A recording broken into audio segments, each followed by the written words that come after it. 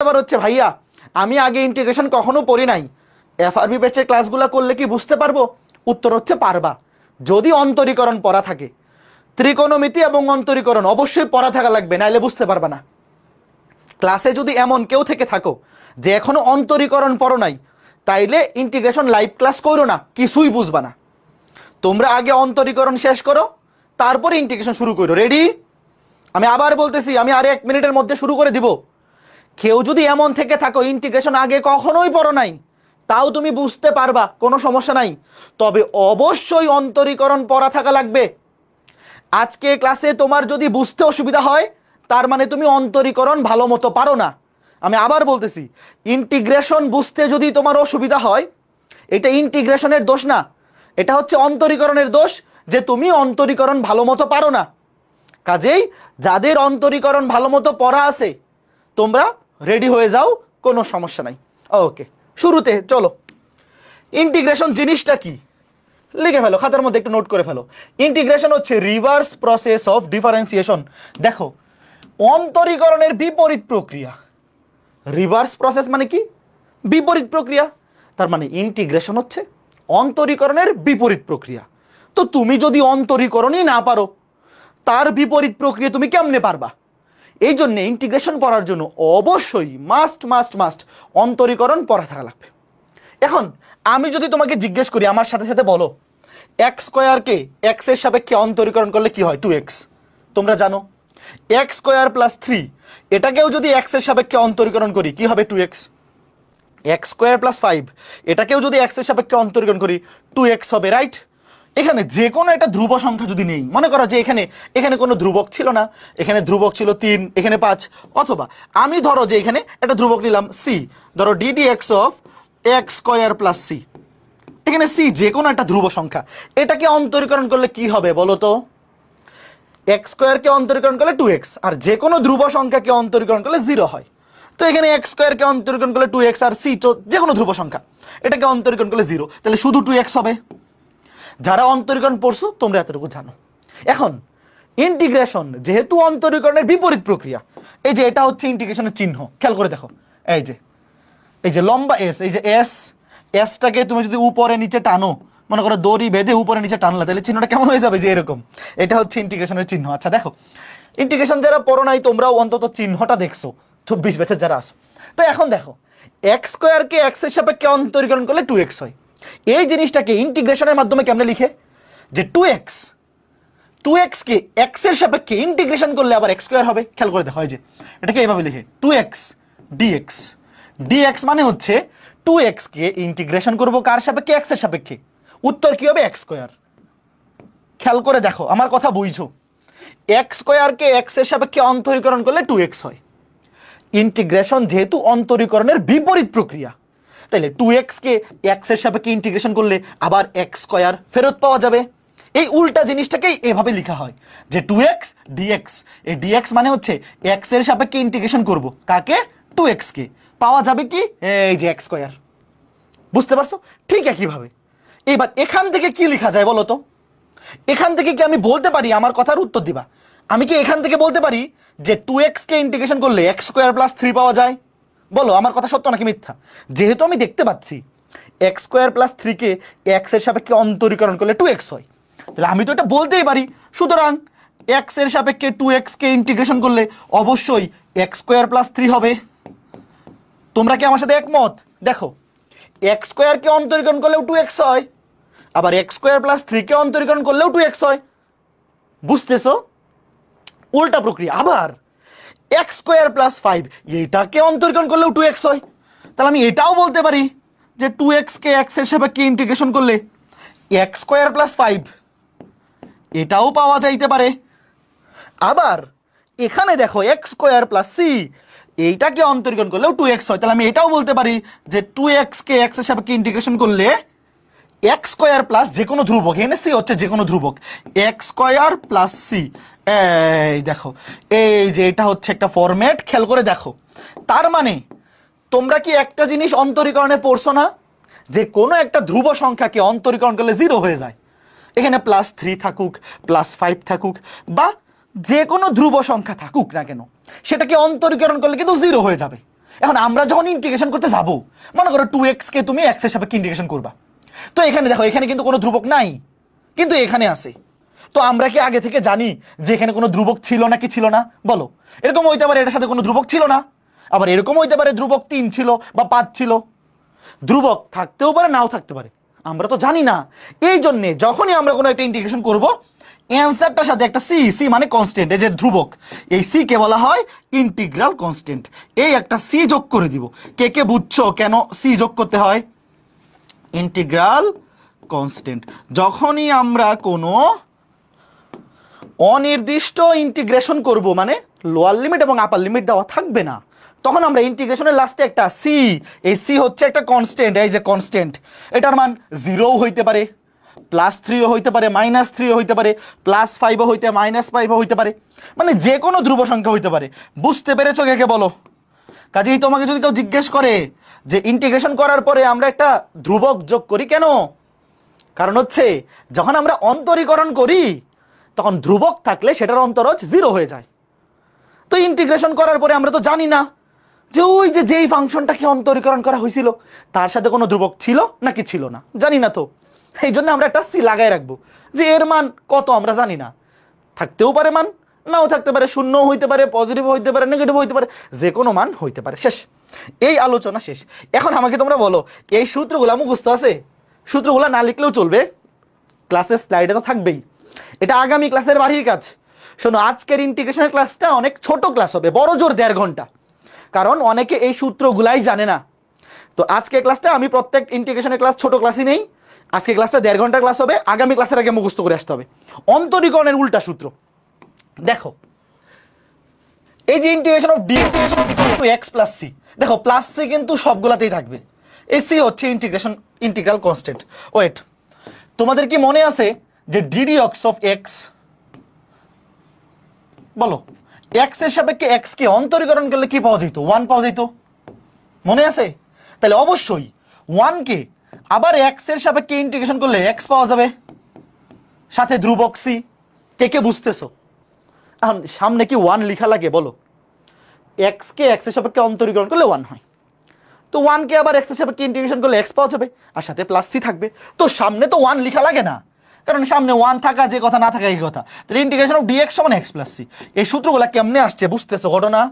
এগুলো সব অন্তরীকরণ থেকে আসছে, সব হচ্ছে অন্তরীকরণের উল্টা প্রসেস। এই যে দেখো, এই যে ইন্টিগ্রেশন অফ dx সমান x plus c, integration of x to the power n, power 1 বেড়ে যাবে, নিচে পাওয়ার দিয়ে ভাগ। তোমাদের কি মনে আছে অন্তরীকরণ করলে পাওয়ার কমে যাইতো? এই কাকার মনে আছে? ddx of x to the power n সমান nx two the power n minus 1। অন্তরীকরণ করলে পাওয়ার কমে যাইতো, ইন্টিগ্রেশন করলে পাওয়ার বেড়ে যায়, 1 করে বাড়ে। খেয়াল করে দেখো, এই যে তুমি আবার এটাকে অন্তরীকরণ করো, দেখবে এটা আসছে, পাওয়ার 1 বেড়ে যাবে। দেখো এখানে পাওয়ার ছিল n, এখানে n+1, এবং নিচে সেই পাওয়ার দিয়ে ভাগ হবে। আচ্ছা, এই সূত্রটাতে n এর মান -1 হইতে পারবে না। কেন পারবে না একটু চিন্তা করে বলো তো দেখি। x এর অন্য যে কোনো পাওয়ারের জন্য এই সূত্রটা অ্যাপ্লাই করা যাবে, কিন্তু n এর মান -1 হইলে অ্যাপ্লাই করা যাবে না। কেন যাবে না? দেখো, n এর মান যদি -1 হয় তাহলে নিচে এটা 0 হয়ে যাবে। খেয়াল করে দেখো, তুমি n এর জায়গায় -1 বসাও, -1 + 1 যোগ করলে 0, তো নিচে যদি 0 হয়ে যায় এটা অসংজ্ঞায়িত হয়ে যাবে। বুঝতে পারছো? কাজেই x এর পাওয়ার আর যাই হোক না কেন এখানে -1 হইতে পারবে না। তো x এর পাওয়ার যদি -1 হয় তাহলে নতুন সূত্র আছে। দেখো, x এর পাওয়ার -1 মানে কি? x এর পাওয়ার -1 মানে তো 1/x, তাই না? x এর পাওয়ার -1 মানে 1/x। এই যে দেখো, 1/x এর আলাদা সূত্র আছে, 1/x dx সূত্র হচ্ছে ln x। লনের পরে নেগেটিভ কিছু হয় না, লনের পরে অলওয়েজ পজিটিভ ভ্যালু হয়, এই জন্য মডুলাস দেওয়া হয়েছে। তোমাদের কি মনে আছে যে ln x কে অন্তরীকরণ করলে 1/x পাওয়া যেত? কার কার মনে আছে বলো তো? অন্তরীকরণের সূত্রগুলো যাদের মনে আছে তোমরা একটু মনে মনেও চিন্তা করে বলতে পারো যে দেখো, ln x কে অন্তরীকরণ করলে পাওয়া যেত 1/x, তাহলে এখন উল্টা জিনিস, 1/x কে ইন্টিগ্রেশন করলে ln x পাওয়া যাবে।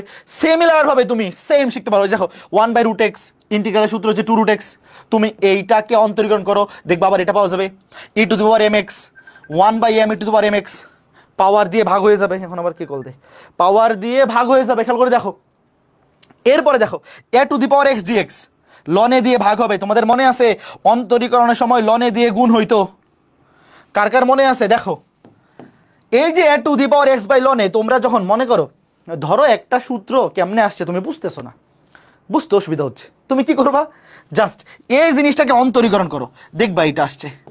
বিশ্বাস না হলে দেখো d d x of a to the power x by লনে ডিএক্স, সরি অন্তরীকরণ করবো তো, অন্তরীকরণ করো ডিডি এক্স অফ, দেখো লনে 1 বাই লনে ধ্রুবক সামনে চলে আসবে, e to the power x, e to the power x কে অন্তরীকরণ করলে হয় এ টু দি পাওয়ার এক্স লনে, এই দেখো লনে লনে কাটা থাকবে শুধু এ টু দি পাওয়ার এক্স। ঘটনা বুঝছো? এই দেখো a to the power x কে অন্তরীকরণ করলে হয় এ টু দি পাওয়ার এক্স লনে, তাহলে আবার এ টু দি পাওয়ার এক্স ফেরত পাওয়ার জন্য এখানে একটা লনে গুণ আকারে আসবে আর সামনে একটা লনে ভাগ আকারে, তখন কাটাকাটি গিয়ে আবার এ টু দি পাওয়ার এক্স ফেরত আসবে। এই জন্য এ টু দি পাওয়ার এক্স এর ইন্টিগ্রালের সূত্র হচ্ছে e to the power x divided by লনে। ভাগ আকারে কেন আসছে বুঝছো? কারণ এই জিনিসটাকে অন্তরীকরণ করলে আবার এটা পাইতে হবে। তুমি যদি শুধু এ টু দি পাওয়ার এক্স কে অন্তরীকরণ করো, এ টু দি পাওয়ার এক্স লনে গুণ আকারে চলে আসবে লনে, তো লনে লনে কাটাকাটি করার জন্য একটা ভাগ আকারে দিয়ে দিছি। ওকে ফাইন, আসতে ধীরে। তো এইভাবে সূত্রগুলো মুখস্থ করবা। হ্যাঁ, যদি কোনোটা বুঝতে অসুবিধা হয় তুমি এটাকে অন্তরীকরণ করে দেখো, এটা পাওয়া যাবে।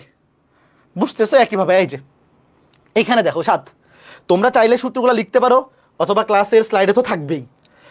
cos x dx, x এর সাপেক্ষে cos x কে ইন্টিগ্রেশন করলে হয় sin x। তোমাদের মনে আছে sin x এর অন্তরজ কি ছিল? ddx of sin x সমান cos x, মনে আছে? sin x কে অন্তরীকরণ করলে cos x পাওয়া যাইত।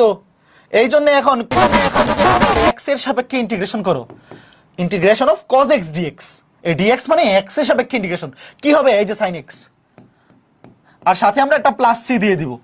অন্তরীকরণ ইন্টিগ্রেশনের সূত্রে আমরা লাস্টে একটা কি দিয়ে দিব? Plus C. প্লাস সিটা কেন দিচ্ছি? কারণ আমরা তো জানি না আগে থেকে এখানে কোনো ধ্রুবক ছিল কিনা। এখানে যদি শুধু sin x থাকে সেটাকে অন্তরীকরণ করলেও cos x হবে, যদি থাকে sin x প্লাস 2 সেটাও cos x হবে, যদি থাকে 5 কোনো ধ্রুব সংখ্যা যদি যোগ কিংবা বিয়োগ আকারে থাকে সেটা অন্তরীকরণ করলে তো 0 হয়ে যায়। তো সেই ধ্রুব সংখ্যাটা আমরা তো জানি না ছিল কি ছিল না, এই জন্য একটা প্লাস সি যোগ করে দিব। আবার এই যে দেখো 8 নাম্বার সূত্রটা, sin x কে ইন্টিগ্রেশন করলে মাইনাস cos x। কেন? তোমাদের কি মনে আছে যে cos x কে অন্তরীকরণ করলে, দেখো cos x কে অন্তরীকরণ করলে মাইনাস sin x পাওয়া যাইতো। সুতরাং মাইনাস sin x কে যদি আমি ইন্টিগ্রেশন করি তাইলে cos x পাওয়া যাবে, আর এই মাইনাস দিয়ে যদি উভয় পাশে গুণ করে দেই তাইলে sin x dx কি হয়ে যাবে? মাইনাস cos x, লাস্টে একটা প্লাস সি দিয়ে দিলাম। কে কে বুঝছো বলো? তোমাদের কি মনে আছে যে অন্তরীকরণের বেলায় sin x কে অন্তরীকরণ করলে পাওয়া যেত প্লাস cos x, আর cos x কে অন্তরীকরণ করলে পাওয়া যেত মাইনাস sin x। এখানে কিন্তু উল্টা হয়ে গেছে, এখানে cos x কে ইন্টিগ্রেশন করলে প্লাস sin x আর sin x কে ইন্টিগ্রেশন করলে মাইনাস cos x। কেন? এই কেনর উত্তর পাইছো? তোমরা কি বুঝতেছো যে সূত্রগুলো অন্তরীকরণ থেকে আসতেছে, উল্টা জিনিস? এতটুকু বুঝতে পারলে এনাফ। আপাতত আর কিছু লাগবে না। এই যে মাইনাসটা, এই মাইনাসটা তো ওই পাশে চলে যাবে, প্লাস cos x হয়ে যাবে মাইনাস cos x, এই যে মাইনাস cos x, এই যে মাইনাস cos x। তো একইভাবে সূত্রগুলো দেখো মুখস্থ করবে এখন, ঠুটস্থ মুখস্থ। cos x এর integral sin x, sin x এর integral minus cos x, sec square x এর integral tan x, tan x কে অন্তরীকরণ করলে sec স্কয়ার x হয়, মনে আছে নিশ্চয়ই। cosec স্কয়ার x এর integral minus cot x, minus কেন? তোমাদের কি মনে আছে যে cot x কে অন্তরীকরণ করলে মাইনাস cosec স্কয়ার হইতো? কার কার মনে আছে? মনে করে দেখো, cot x কে অন্তরীকরণ করলে মাইনাস cosec স্কয়ার হইতো। তো এই মাইনাসটা এই পাশে চলে আসছে, মাইনাসটা এই পাশে চলে আসছে। না বুঝলে একটু চেক করে দেখো, অন্তরীকরণ কিন্তু পারা থাকতে হবে। sec x tan x integral হচ্ছে sec x, cosec x cot x integral হচ্ছে মাইনাস cosec x। এই যে এখানে মাইনাস কেন আসছে? কারণ cosec x কে অন্তরীকরণ করলে হয় minus cosec x cot x, এই মাইনাসটা ওই পাশে চলে গেছে, এই যে এটার মতো, এই যে মাইনাসটা, এই যে মাইনাস, এই মাইনাসটা এই পাশে চলে আসছে। বুঝতে পেরেছো সবাই? এই হচ্ছে মোট 12টা সূত্র। কয়টা সূত্র গেল? 12টা সূত্র গেল। এরপরে integration of tan x dx সমান ln sec x। শোনো, লনের পরে অলওয়েজ পজিটিভ ভ্যালু হয়, এই জন্যে লনের পরে মডুলাস ইউজ করা হয়। Integral of cot x ln sin x, integral of sec x dx ln sec x plus tan x, অথবা দুইটা সূত্র, তুমি একটা শিখলেই চলবে। তুমি যে কোনো একটা সূত্র শিখো, একটা ইউজ করলেই চলবে। Integration of sec x dx, দেখো sec x dx এর সূত্র হচ্ছে ln sec x plus tan x, আর cosec x সূত্র হচ্ছে ln cosec x minus cot x। এই 16 পর্যন্ত এক জাতীয় সূত্র, 16 পর্যন্ত এক জাতীয় সূত্র, বাকিগুলোও শিখতে হবে, বাট এটা একটু আলাদা করলাম। আপাতত 16টা ইজি জিনিস। আচ্ছা, এখন ধরো তোমার বিশ্বাস হচ্ছে না, 13 নাম্বারটা ধরো চেক করি। 13 নাম্বারটা, tan x কে ইন্টিগ্রেশন করলে যেহেতু ln sec x হয়, তাহলে অবশ্যই ln sec x, তুমি চেক করে দেখো, এখানে লিখি ddx of ln sec x। দেখো অন্তর্গ্রহণ করো, sec x কে মনে মনে x ধরো, ln x কে অন্তর্গ্রহণ করলে 1/x 1/sec x, কিন্তু যাকে তুমি মনে মনে x ধরছো সে তো x না, তাকে অন্তর্গ্রহণ করলে হয় sec x গুণ tan x, sec x গুণ tan x। দেখো sec x কাটা, কি থাকতেছে tan x। এই যে অন্তরীকরণের সূত্র থেকেই তুমি বুঝে ফেলতে পারো ব্যাপারটা, বুঝতে পারছো? ln sec x কে অন্তরীকরণ করলে tan x পাওয়া যায়, এই জন্যে tan x এর ইন্টিগ্রাল হচ্ছে ln sec x। বুঝতেছো ঘটনা? আশা করি বুঝতে পারতেছো।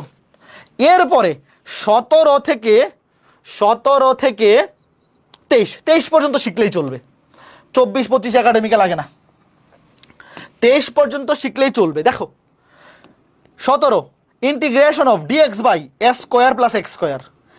s স্কয়ার এখানে a যে কোনো ধ্রুব সংখ্যা, আর x হচ্ছে চলক, সূত্র হচ্ছে 1/a tan inverse x by a plus c, dx by s square minus x square 1/2a ln a plus x by a minus x। আর নিচে যদি x square minus s square থাকে, তাহলে 1/2 ln x মাইনাস a divide by x plus a। এই দুইটা সূত্র অনেকেই উল্টাপাল্টা করে। শোনো, এই সূত্রগুলো অনেক বেশি ইম্পর্টেন্ট, বাকিগুলাও তো ইম্পর্টেন্ট, সূত্র তো সবগুলাই জানা লাগবে, বাট এই 17, 18, 19 এই তিনটা রিটেন অ্যান্সার করতে অনেক বেশি কাজে লাগবে। আরও দেখাচ্ছি, দেখো এখন এই দুইটার মধ্যে পার্থক্য কি। অনেকে কিন্তু এই দুইটা সূত্র নিয়ে উল্টা পাল্টা করে। আমার কথা শোনো, যখন আগে ধ্রুবক পরে চলক, দেখো এ হচ্ছে ধ্রুবক, এক্স হচ্ছে চলক, যখন ধ্রুবক স্কয়ার মাইনাস চলক স্কয়ার, তখন উপরে এ প্লাস এক্স, নিচে এ মাইনাস এক্স। আর যখন আগে চলক পরে ধ্রুবক, তখন উপরে এক্স মাইনাস এ, নিচে এক্স প্লাস এ। এইভাবে মনে রাখো, ধ্রুবক মাইনাস চলক হইলে উপরে প্লাস, নিচে minus, a plus x divide by a minus x. আর যখন চলক মাইনাস ধ্রুবক, তখন উপরে মাইনাস, নিচে প্লাস, যাতে ভুল না হয়। বোঝা গেল? এরপরে এখানে সবচেয়ে বেশি ইম্পর্টেন্ট হচ্ছে 20 নাম্বারটা এবং 23 নাম্বারটা। মানে শিখবা কিন্তু 23 পর্যন্ত সবগুলাই, বাট আমি যদি তোমাকে বলি যে এখানে সবচেয়ে বেশি ইম্পর্টেন্ট কোন সূত্রগুলা, দেখো আমি আবার বলতেছি, 16 পর্যন্ত সবগুলা সূত্র তো ঠুটস্থ মুখস্থ থাকতেই হবে। আর এই 17 থেকে বাকিগুলার মধ্যে এই 17, 18, 19 সবচেয়ে বেশি কাজে লাগবে, 20 এবং 23 সবচেয়ে বেশি কাজে লাগবে। যখন তুমি দেখবা integration of dx by root over of a square minus x square, সূত্র হচ্ছে sin inverse x by a। আরেকটা দেখো, এই 21-22 কাজে লাগবে, বাট কম, অত বেশি না। দেখো integration of dx by root over of, এই দেখো এখানে ছিল ধ্রুবক, রুট ওভারের নিচে ধ্রুবক স্কয়ার মাইনাস চলক স্কয়ার, এটা হচ্ছে sin inverse x by a। আর যখন রুট ওভারের মধ্যে চলক, আগে চলক স্কয়ার তারপরে মাইনাস ধ্রুবক স্কয়ার থাকবে, তখন সূত্র হবে ln x প্লাস এই নিচে যেটা আছে হুবহু সেটা, ln এর পরে আমরা মডুলাস ইউজ করব, ln x প্লাস এই নিচে যা ছিল সেটাই বসে যাবে। এই সূত্রটা হুবহু সেম। যদি নিচে integration of dx by root over of a square plus x square থাকে, সূত্র হচ্ছে ln x প্লাস নিচে যেটা আছে সেটা। আর এই 23 নাম্বারটা দেখো, integration of root over of a square minus x square dx, এটা কিন্তু লবে আছে। দেখো বাকি সবগুলা হরে ছিল, এটা লবে, মানে এটা ডিরেক্ট গুণ আকারে আছে। রুট ওভারের মধ্যে a square minus x square dx, সূত্র হচ্ছে x by 2 root over of a square minus x square plus a square by 2 sin inverse x by a। তো এই 23টা সূত্র মুখস্থ করতেই হবে। একটু কষ্ট করে কি আগামী ক্লাসের আগে মুখস্থ করে আসা যায় বলো? শোনো আমি আবার বলতেছি, ইন্টিগ্রেশন থেকে যারা রিটেন অ্যান্সার করবা না, টার্গেট নাই, তাও তোমরা এই এফআরবি ব্যাচের ক্লাসগুলো করো, কারণ এখান থেকে 4-5টা এমসিকিউ আসবে। তো এফআরবি ব্যাচের ক্লাসগুলো তুমি যদি করো, আমি শিওরলি বলতে পারি অন্তত এমসিকিউগুলো তুমি অ্যান্সার করতে পারবা। জাস্ট প্র্যাকটিস শিটগুলো সলভ করলেই হবে, এমসিকিউগুলো সলভ করে গেলেই হবে। তো এই 23টা সূত্র একটু কষ্ট করে হলেও মুখস্থ করবা, অত কঠিন না কিন্তু। আমি তো অবশ্যই বলতেছি যে ইন্টিগ্রেশন যারা পড়তে আসছো সবারই অন্তরীকরণ পড়া আছে। অন্তরীকরণ পড়া থাকলে এই সূত্রগুলা কষ্ট হলেও মনে রাখা পসিবল। একটু কষ্ট তো হবেই, একটু কষ্ট হবে, বাট কষ্ট হলেও মনে রাখা পসিবল, কঠিন কিছু না। এখন আসো ইন্টিগ্রেশনে সুন্দর একটা সিস্টেম আগে শিখতে হবে। তোমাদের কি মনে আছে যে অন্তরীকরণের বেলায় যাকে খুশি তাকে মনে মনে এক্স ধরে সূত্র বসায় দিতা? কার কার মনে আছে?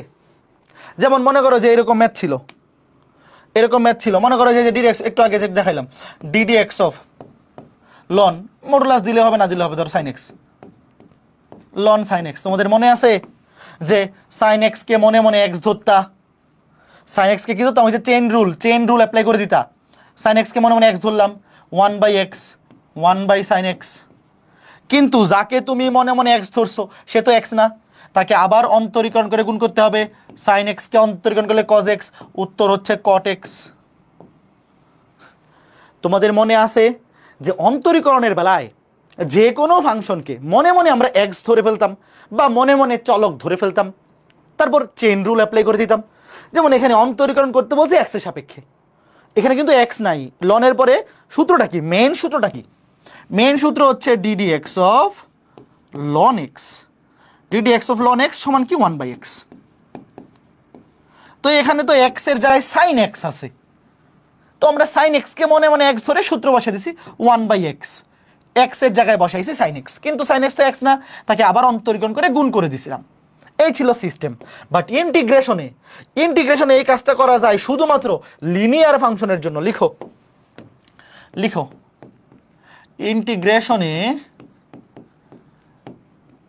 ইন্টিগ্রেশনের ক্ষেত্রে শুধুমাত্র লিনিয়ার ফাংশন, লিনিয়ার মানে সরল রৈখিক ফাংশন, লিনিয়ার মানে সরল রৈখিক। এই সবাই সরল রেখা পড়ছো না? সরল রেখার সমীকরণ কেমন জানো? লিনিয়ার ফাংশনকে, শুধুমাত্র লিনিয়ার ফাংশনকে মনে মনে চলক বা এক্স, আমরা চলক বলতে তো এক্স কেই বুঝি, আমাদের অন্তরীকরণ বা ইন্টিগ্রেশনে ম্যাক্সিমাম ক্ষেত্রে চলক হিসেবে এক্সই থাকে।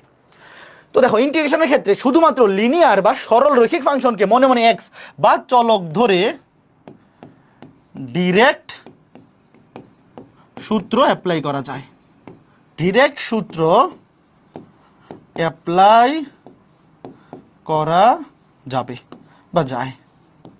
দেখো আমার কথাটা আগে বোঝো, অন্তরীকরণের বেলায় তুমি যে কোনো ফাংশনকে মনে মনে চলক ধরে, যেমন এখানে দেখো সাইন এক্স, আচ্ছা আমাকে বলো তো সাইন এক্স কি সরল রৈখিক? সাইন এক্স এর গ্রাফ কি সরল রেখা হয়? বলো। সাইন এক্স এর গ্রাফ কিন্তু সরল রেখা না। সাইন এক্স এর গ্রাফ তো তোমরা জানো, সাইন এক্স এর গ্রাফ হচ্ছে যে এরকম, এই যে ঢেউয়ের মতো। Sine x cos x tan x এদের গ্রাফ কিন্তু সরল রেখা না।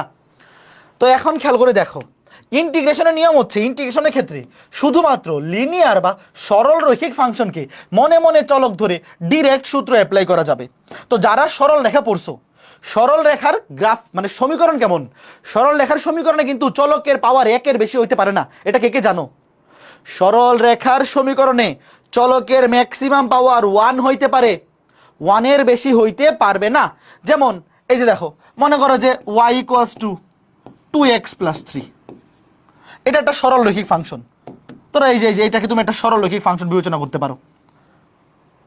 y = f(x), মনে করে দেখো তুমি ধরো যে y = f(x) একটা সরল রেখার সমীকরণ। এটা কখন সরল রেখার হবে? মনে করো যদি এরকম হয় y = 2x + 3, দেখো x এর পাওয়ার 1, y = 5x - 7, x এর পাওয়ার 1। অর্থাৎ আমরা যদি এখান থেকে একটা জেনারেল ফরম্যাট তৈরি করি, y = ধরো ax + b, এটাকে আমরা সরল রেখা বা সরল রৈখিক বা লিনিয়ার ফাংশনের স্ট্যান্ডার্ড ধরতে পারি যে ax + b, মানে x এর পাওয়ার 1, x এর পাওয়ার কত হবে 1, সাথে ধ্রুবক গুণ আকারে বা যোগ আকারে বা বিয়োগ আকারে থাকতে পারে, অসুবিধা আছে? খেয়াল করে দেখো, এই দেখো চলকের পাওয়ার 1 হইতে হবে এবং সামনে এই যে a আর b, এখানে ছোট হাতের a ছোট হাতের b ধ্রুবক, ছোট হাতের a ছোট হাতের b যেরকমই হোক কোনো সমস্যা নেই। ধ্রুব সংখ্যা হলেই হবে। তার মানে আমরা বলতে পারি যে শুধুমাত্র, তার মানে আমরা কি বলতে পারি যে ইন্টিগ্রেশনের বেলায় এই যে ax+b এই টাইপের বা এই ফরম্যাটের ফাংশনকে ডিরেক্ট মনে মনে এক্স বিবেচনা করে সূত্র বসানো যাবে, অন্য কোনো ফাংশনের ক্ষেত্রে যাবে না। এই ব্যাপারটা কে কে বুঝছো? ইন্টিগ্রেশনের বেলায় শুধুমাত্র লিনিয়ার ফাংশনকে, মানে সরল রৈখিক ফাংশন, যেই ফাংশনের গ্রাফ সরল রৈখিক, ওগুলাকে তুমি মনে মনে চলক ধরে সূত্র বসাতে পারবা, অন্যগুলোতে পারবা না। যেমন আরেকটা উদাহরণ দিই, ওয়েট, ধরো এই যে এখানে এটা কেমন হইতে পারে 7x+3, অথবা এরকম হইতে পারে 1/5x -7, হইতেই পারে, কোনো সমস্যা নাই। এক্স এর পাওয়ার 1 হলেই হবে, সামনে ধ্রুবক যোগ আকারে বা সামনে ধ্রুবক গুণ আকারে বা ভাগ আকারে বা যোগ আকারে বিয়োগ আকারে থাকুক, কোনো সমস্যা নেই। যেমন এইখানে খেয়াল করে দেখো, আমাকে বলো এই যে cos এর পরে আছে ax+b, আমরা তো সূত্র শিখছি integration of cos x dx। দেখো আমরা সূত্র শিখছি integration of cos x dx সমান কি sin x plus c। এখন আমাকে তোমরা বলো এখানে x এর জায়গায় কি আছে? x এর জায়গায় আছে ax+b, এইটাকে মনে মনে x ধরা যাবে কিনা বলো? এটা কি লিনিয়ার ফাংশন? অবশ্যই ভাই, এটা তো দেখতেই পাচ্ছি, এখানে লিখেই রাখছি যে এই ফরম্যাটটা ax+b, এই ফরম্যাটটাই লিনিয়ার ফাংশনের ফরম্যাট। কাজে এটাকে তুমি মনে মনে x ধরো, মনে মনে ধরো যে x, তাহলে cos x কে ইন্টিগ্রেশন করলে কি হবে? cos x কে ইন্টিগ্রেশন করলে হবে sin x। দেখো কি হবে? sin x, sin x এর জায়গায় কে বসবে? x এর জায়গায় বসবে ax+b। x এর জায়গায় তুমি যাকে মনে মনে x ধরছো তাকে বসাইতে হবে। এখন তোমাদের কি মনে আছে যে অন্তরীকরণের বেলায় যাকে তুমি মনে মনে x ধরতা তাকে আবার অন্তরীকরণ করে গুণ করতে হইতো? কার কার মনে আছে? যাকে তুমি x ধরতা, এই যে sin x কে x ধরছো, তাকে আবার অন্তরীকরণ করলে cos x হয়। দেখো cos x দিয়ে কিন্তু অন্তরীকরণের বেলায় গুণ করতে হয়, আর ইন্টিগ্রেশনের বেলায় কি করতে হয়? যাকে তুমি মনে মনে x ধরছো তাকে অন্তরীকরণ করে ভাগ করতে হয়। বলো ax+b, এটাকে x এর সাপেক্ষে অন্তরীকরণ করলে কি হবে? a হবে, a দিয়ে ভাগ, শেষ। কে কে বুঝছো বলো? দেখো এই যে ddx অফ ax+b, যাকে তুমি মনে মনে, এটা মনে মনে করে ফেলবা, যাকে তুমি মনে মনে x ধরছো তাকে আবার অন্তরীকরণ করবা। দেখো এখানে অন্তরীকরণ করলে কি হবে? x এর সাপেক্ষে এটাকে অন্তরীকরণ করলে হবে a। অন্তরীকরণের বেলায় মনে করে দেখো, অন্তরীকরণের বেলায় আবার অন্তরীকরণ করে গুণ করতে হইতো, আর ইন্টিগ্রেশন যেহেতু উল্টা প্রক্রিয়া, ভাগ করে দিব। এই জিনিসটা কে কে বুঝছো? এ কেমনে আসছে? এই এটা অন্তরীকরণ। এই দেখো যাকে তুমি মনে মনে x ধরছো তাকে অন্তরীকরণ করবা, করে ভাগ করে দিবা।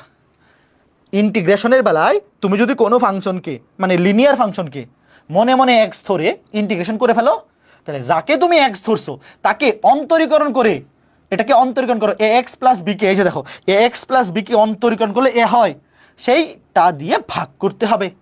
এইবার বুঝতে পেরেছ? যারা বুঝতেছো না এ কেমনে আসছে, তোমরা অন্তরীকরণ পড়ো নাই। ax+b, দেখো b হচ্ছে ধ্রুবক, b কে অন্তরীকরণ করলে 0, আর ax, a কে অন্তরীকরণ হবে সামনে, a সামনে চলে আসবে, আর x কে অন্তরীকরণ করলে 1, এই যে a। বুঝছো? এই যে a দিয়ে ভাগ। যেমন আমি আরো উদাহরণ দিই কয়েকটা, যেমন এটা দেখো, আস্তে ধীরেই বুঝবা, ওয়েট। আমাকে তোমরা বলো, আমরা তো সূত্র শিখছি এইটা, x⁴ মনে করো যে 5 dx, পাওয়ার 1 বেড়ে যাবে, পাওয়ার 1 বেড়ে যাবে এবং নিচে সেই পাওয়ার দিয়ে ভাগ। মনে আছে সূত্রটা? এই যে বিস্তারিত সূত্রটা ছিল এইটা, x⁴n+1 নিচে n+1 প্লাস c, তাহলে অ্যান্সারটা হবে x⁴ divide by 6 plus c। এখন এখানে খেয়াল করে দেখো কি আছে, 7x - 3। আমাকে তোমরা বলো এই 7x - 3 এটা কি লিনিয়ার ফাংশন? এটাকে কি মনে মনে x ধরে সূত্র বসানো যাবে বলো? 7x - 3 এটা কি লিনিয়ার ফাংশন? অবশ্যই লিনিয়ার ফাংশন। x এর পাওয়ার 1 আছে, এই যে এই ফরম্যাটে আছে, ax+b এই ফরম্যাটে আছে, তাহলে অবশ্যই লিনিয়ার ফাংশন। এটাকে মনে মনে x ধরে ইন্টিগ্রেশন করা যাবে।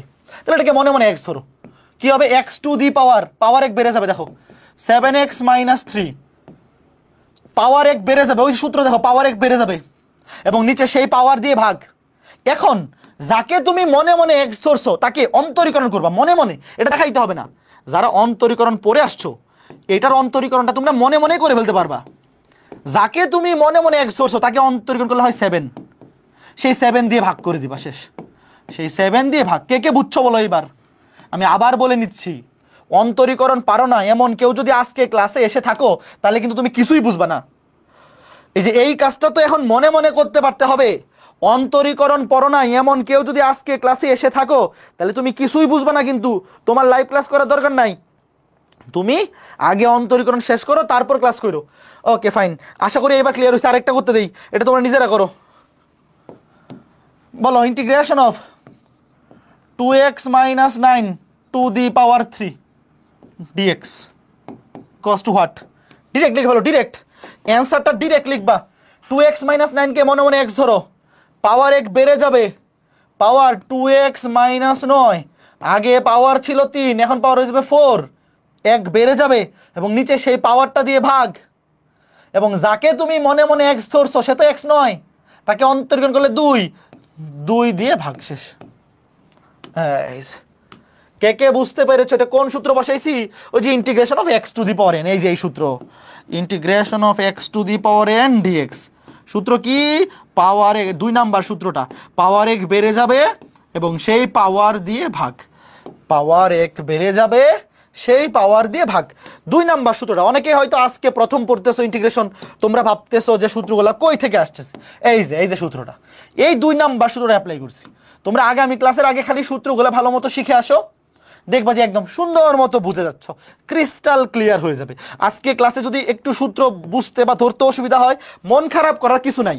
তোমরা খালি আজকে ক্লাসটা বসে বসে দেখো যে কি হচ্ছে কি না হচ্ছে, খালি দেখো, তারপর সূত্রগুলো শেখার পরে স্লাইডটা রিভিশন দিবা, দেখবা তুমি সবই বুঝতেছো। ওকে ফাইন ফাইন ফাইন, আশা করি বোঝা গেল। এরপর তুমি গুণ করে দেবো, 4 দুগুণে 8 লিখো।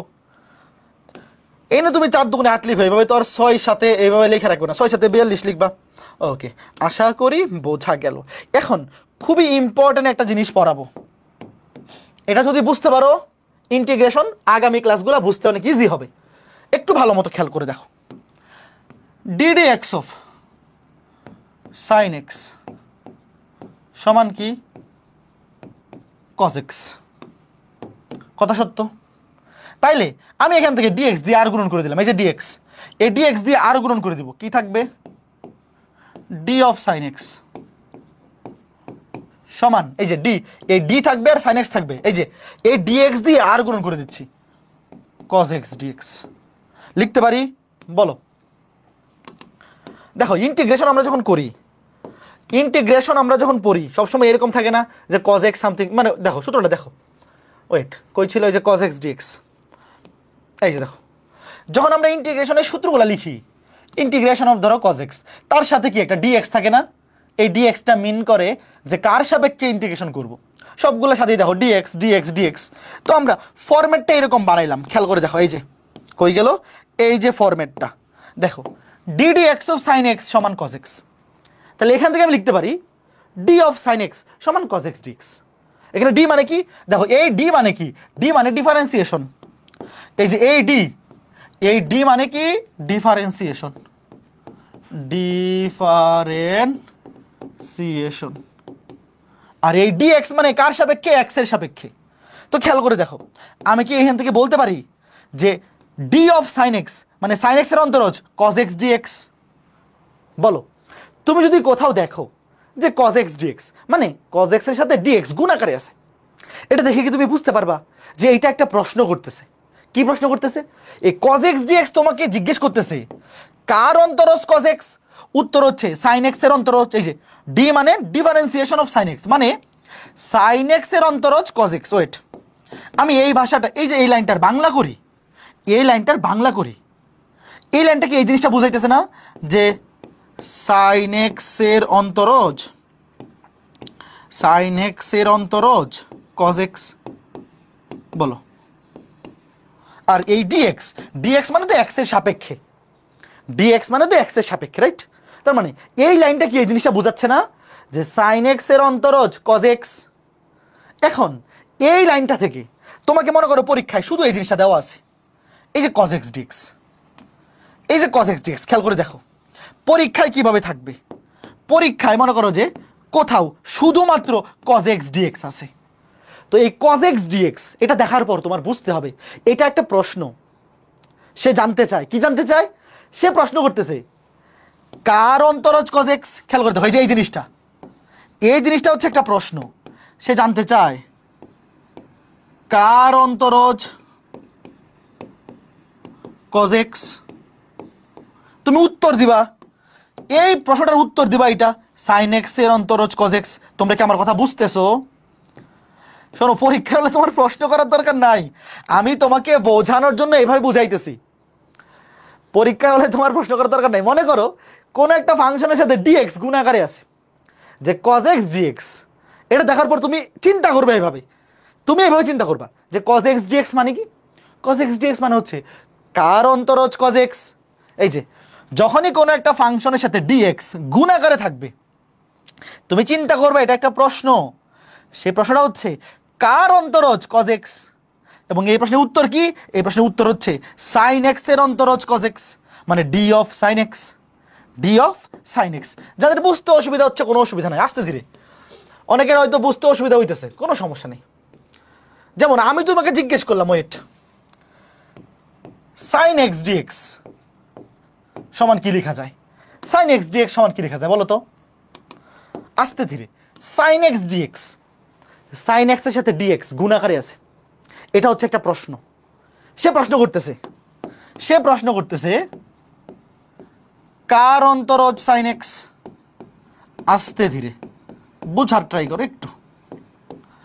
sin x dx, যখনই তুমি কোনো ফাংশনের সাথে dx গুণ আকারে দেখবা, তুমি এটাকে একটা প্রশ্ন হিসেবে চিন্তা করবা যে sin x dx মানে হচ্ছে কার অন্তরজ sin x। ভেরি গুড, তোমরা সবাই তো পারো। মাইনাস cos x d, ওই যে d মানে কি? অন্তরজ। কার অন্তরজ? d of minus cos x। অনেকেই বুঝতেছে না যে কেমনে হইলো d of minus cos x। দেখো মাইনাস cos x এর অন্তরজ sin x dx, দেখো কেমনে আসলো, অনেকেই বুঝতেছে না। দেখো তুমি যদি cos x কে অন্তরীকরণ করো কি হবে? Minus sin x। তাহলে এখান থেকে dx দিয়ে গুণ করে দাও, d of cos x, d of cos x, এই dx টা গুণ হয়ে যাবে মাইনাস sin x dx। খেয়াল করে দেখো মাইনাস sin x dx আসতেছে। দেখো d of cos x সমান কি? আমরা তো জানি cos x কে অন্তরীকরণ করলে কি হয়? Minus sin x। তো এখানে কি মাইনাস ছিল? এখানে তো মাইনাস ছিল না, এখানে ছিল পজিটিভ, বাট cos x কে অন্তরীকরণ করলে আসতেছে নেগেটিভ sin x। তো এই নেগেটিভটাকে পজিটিভ বানানোর বুদ্ধি কি? নেগেটিভটাকে পজিটিভ বানানোর বুদ্ধি হচ্ছে তুমি যদি এখানে ভিতরে একটা মাইনাস দিয়ে দাও, দেখো এই যে ভিতরে একটা মাইনাস দিয়ে দাও, তাহলে cos x কে অন্তরীকরণ করলে মাইনাস sin x, সামনে আগে থেকে আছে আরেকটা মাইনাস, মাইনাসে মাইনাসে প্লাস হয়ে যাবে। কে কে বুঝছো? মাইনাসে মাইনাসে মাইনাসে মাইনাসে প্লাস, এই যে d of minus cos x। একটু সামান্য বুদ্ধি করলেই হয়ে যায়। কে কে বুঝছো? আমরা তো জানি যে cos x কে অন্তরীকরণ করলে মাইনাস sin x হয়, তো এখানে তো মাইনাস নাই, প্লাস আছে। তাহলে মাইনাস কে প্লাস বানানোর বুদ্ধি কি? সামনে আরেকটা মাইনাস বসাই দেওয়া। cos x কে অন্তরীকরণ করলে মাইনাস sin x হয়, তো আমি যদি cos x এর সামনে একটা মাইনাস বসিয়ে দিই, মাইনাসে মাইনাসে প্লাস হয়ে যাবে। অসুবিধা নেই, আস্তে ধীরে। যাদের এখনো বুঝতে অসুবিধা হচ্ছে সমস্যা নাই, আগামী ক্লাসের আগে এগুলো ক্লিয়ার হইলেই হবে, আগামী ক্লাসের আগে এগুলো ক্লিয়ার হইলেই হবে। এবং আগামী ক্লাসের আগে এই যে সূত্রগুলো একটু বুঝে আসলেই চলবে, কোনো সমস্যা নাই। এখন চমৎকার একটা জিনিস দেখো, একটু চমৎকার জিনিস আমরা আবার দেখে আসি। তোমাদের মনে আছে এই যে এখানে সূত্র ছিল, প্রথম সূত্রটা ইন্টিগ্রেশন অফ dx, অবশ্যই মনে আছে। এই সূত্রটা শুধু কি x এর জন্যই প্রযোজ্য? খেয়াল করে দেখো ভাই, আমরা সবসময় ভ্যারিয়েবল x ধরে সূত্রগুলো লিখি, বাট ভ্যারিয়েবল যে সবসময় xই হইতে হবে এমন কোনো মানসিক আছে? হ্যাঁ, আমার কথা বুঝছো? এই যে আমরা সূত্রগুলো লিখছি, সবগুলো সূত্রতে আমরা x এর সাপেক্ষে ইন্টিগ্রেশন করছি। এখন সব সময় কি x এর সাপেক্ষেই ইন্টিগ্রেশন করতে হবে কোনো মানসিক আছে? বা চলক যে সবসময় xই হইতে হবে কথা আছে বলো? না। যেমন 1 নাম্বার সূত্রটা, এই 1 নাম্বার সূত্রটাকে কেউ যদি চায় এভাবে লিখবে, integration of dx equals to x plus c, তার কথা সত্য। কেউ যদি বলে আমি এভাবে লিখবো ইন্টিগ্রেশন অফ dy সমান y প্লাস c, কোনো অসুবিধা আছে বলো? দেখো সামনে কিছু নাই, খেয়াল করে দেখো, এই ইন্টিগ্রেশন অফ dx মানে কি? সামনে 1 আছে, যার সামনে কেউ নাই তার সামনে মনে মনে 1 আছে। দেখো 1 কে x এর সাপেক্ষে ইন্টিগ্রেশন করলে x হয়, 1 কে y এর সাপেক্ষে ইন্টিগ্রেশন করলে কি হবে? y হবে। কেউ যদি 1 কে, মানে সামনে কিছু নাই মানে 1 আছে, z এর সাপেক্ষে ইন্টিগ্রেশন করে কি হবে? z হবে। তোমরা কি ঘটনাটা বুঝতেছো? যদি এরকম থাকে integration of D of sine x, এইবার কি হবে বলো? ডি এর পরে যেটা থাকে সেটাই কিন্তু variable. Integration of d x সমান যদি এক্স হয়, তাহলে integration of d sine x সমান কি হবে? সাইন এক্স, আর সাথে প্লাস সি তো থাকবেই। তোমরা কি বুঝতেছো আমি কি বলতে চাচ্ছি? মানে এই যে 1 নাম্বার সূত্রটা, এই সূত্রটাকে তুমি শুধু এভাবেই চিন্তা করতে হবে তা নয়। এই সূত্রটাকে তুমি চিন্তা করতে পারো, এখানে এক্স এর জায়গায় যা থাকবে এনে উত্তর তা হবে। এনে যদি এক্স এর জায়গায় কলা গাছ থাকে, যেমন যদি এরকম থাকে এক্স এর জায়গায় কলা গাছ, ডি অফ কলা গাছ, মনে করছে কলা গাছ এখন ভেরিয়েবল, তাহলে উত্তর কি হবে? কলা গাছ প্লাস সি। মানে তোমরা বুঝছো ব্যাপারটা? সূত্রগুলো আমরা এভাবে শিখি যে এক্স এর সাপেক্ষে, মানে যে সব সময় এক্স এর সাপেক্ষে হইতে হবে তা কিন্তু না। যেমন আরেকটা সূত্র নিয়ে উদাহরণটা দেই, যেমন ধরো 3 নাম্বার সূত্রটা, 3 নাম্বার সূত্রটা একটু দেখো। মানে এখানে যে কোনো ফাংশন বা যে কোনো ভ্যারিয়েবল থাকতে পারে। এই যে 3 নাম্বার সূত্রটা কই গেল? এই যে 3 1/x dx সমান কি? ln x। ln এর পরে মডুলাস আমরা ইউজ করব, তাই না? দেখো এখানে ইন্টিগ্রেশন করব x এর সাপেক্ষে, এখানে আছে 1/x, তার মানে যার সাপেক্ষে ইন্টিগ্রেশন করব 1/, সেটা থাকলে কি ln ওইটা। তাহলে এই সূত্রটাকে কি আমরা এইভাবে লিখতে পারি বলো? 1/z dz। দেখো এখানে ভ্যারিয়েবল ও z, ইন্টিগ্রেশন হবে 1/z এর, জাস্ট x এর জায়গায় z বসাইছি, তাহলে উত্তরটা হবে ln z প্লাস সি। তোমরা কি বুঝতেছো? যদি এরকম থাকে 1/sin x, x এর জায়গায় sin x বা z এর জায়গায় sin x, এটাই বলো না কেন, এবং ভ্যারিয়েবল ও sin x। দেখো এখানে ফাংশন মানে x এর সাপেক্ষে ইন্টিগ্রেশন করতেছিলাম, ছিল 1/x, এখানে sin x এর সাপেক্ষে। দেখো ডি এর পরে যেটা থাকবে সেটাই কিন্তু ভ্যারিয়েবল বা সেটাই ফাংশন যার সাপেক্ষে আমরা ইন্টিগ্রেশন করব। এবার আমরা ইন্টিগ্রেশন করব কার সাপেক্ষে? sin x এর সাপেক্ষে। এখানে আছে 1/sin x, তাহলে উত্তর হবে ln sin x। বলো আমার কথা কে কে বুঝছো? মানে এখানে sin x এ দেখতে এরকম না, এটাকে এইভাবে লেখা যায় 1/, এখানে যে কোনো ফাংশন, দেখো যে কোনো x এর একটা ফাংশন, এবং এখানে যদি আমি ইন্টিগ্রেশনও এই ফাংশনের সাপেক্ষেই করি, ডি এফ অফ এক্স লিখে রাখলেই হবে। বাট সেকেন্ড ব্র্যাকেট দিয়ে দিলাম।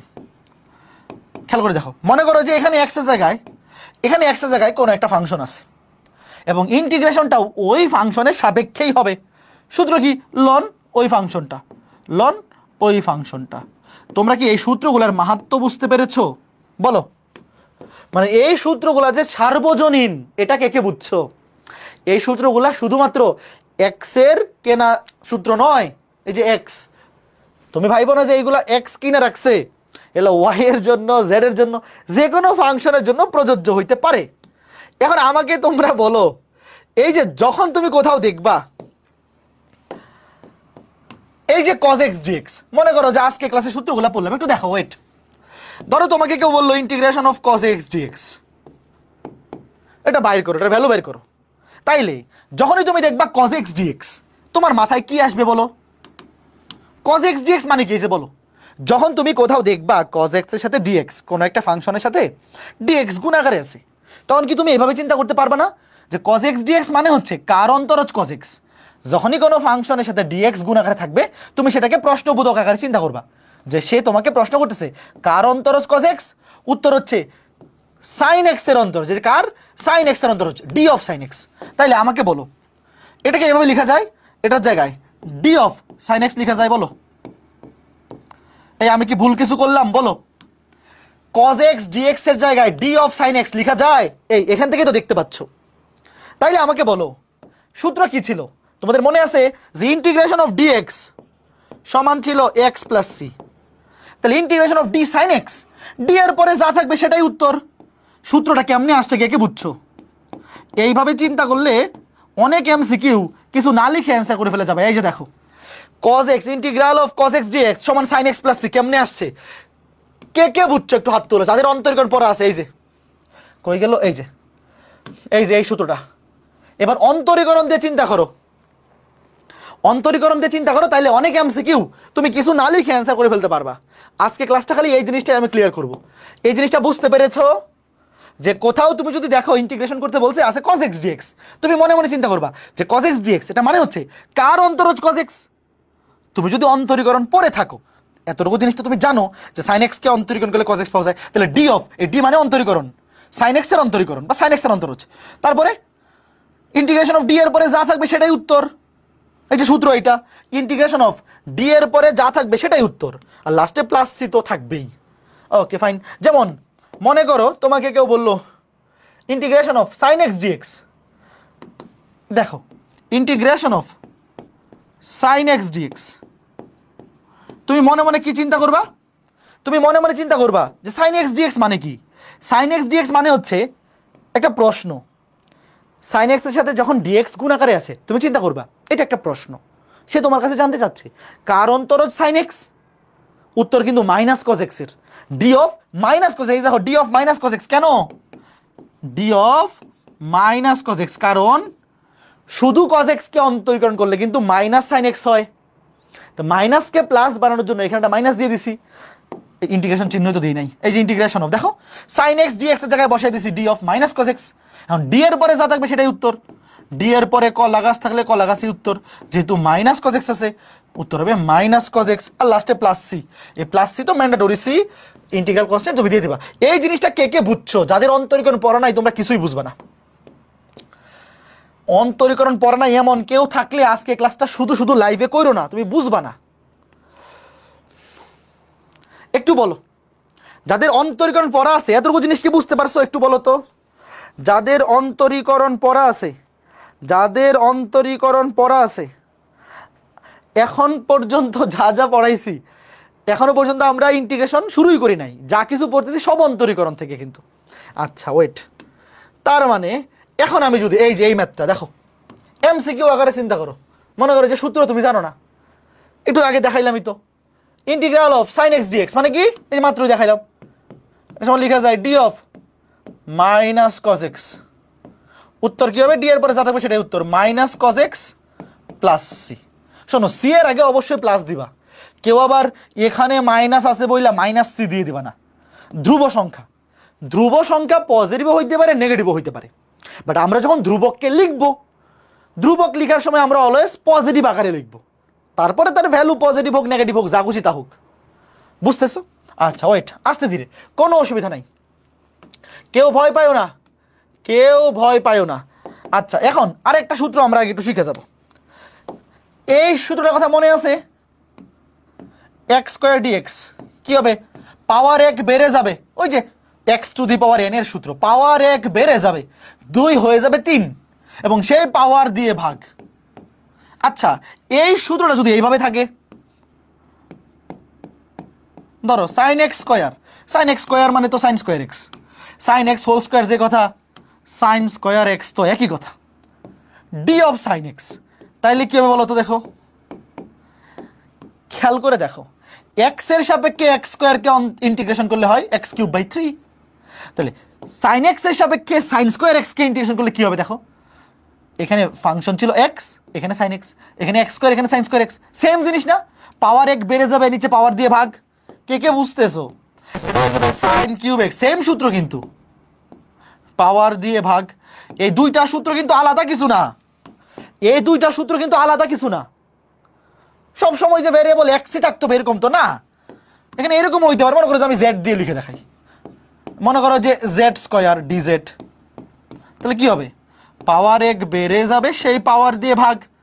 তো ভেরিয়েবল যে সব সময় এক্স ওয়াই জেড এগুলাই হইতে হবে তা তো না। ডি অফ সাইন এক্স মানে কি? সাইন এক্স এর সাপেক্ষে ইন্টিগ্রেশন করবো, এখানে আছে sine square x, sine square x যে কথা, সাইন এক্স হোল স্কয়ার তো একই কথা। পাওয়ার 1 বেড়ে যাবে, সাইন কিউব নিচে 3 দিয়ে ভাগ, পাওয়ার দিয়ে ভাগ। বোঝা গেল ব্যাপারটা? ঠিক আছে, এই জিনিসগুলো একটু আইডিয়া ক্লিয়ার থাকলে দেখবা পরে ইন্টিগ্রেশন অনেক মজা লাগতেছে। যেমন এইখানে একটু চিন্তা করো কি আছে, sine x cos x d x. বলো সাইন এক্স এবং কজ এক্স একসাথে গুণ আকারে আছে এমন কোন সূত্র আজকে ক্লাসে শিখছি?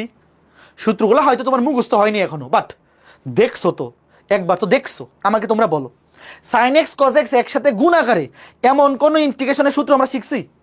শিখি নাই, শিখি নাই। তাহলে এইবার কি করব? তুমি চিন্তা করো cos x dx, cos x যেহেতু dx এর সাথে আছে, বলো cos x dx মানে কি? এটা মনে মনে শোনো, পরীক্ষার হলে এমসিকিউতে আসলে এগুলো মনে মনে চিন্তা করবা। আমি ধরো তোমাকে জিজ্ঞেস করলাম cos x dx, এটা দেখার পরে তোমার মাথায় কি আসে?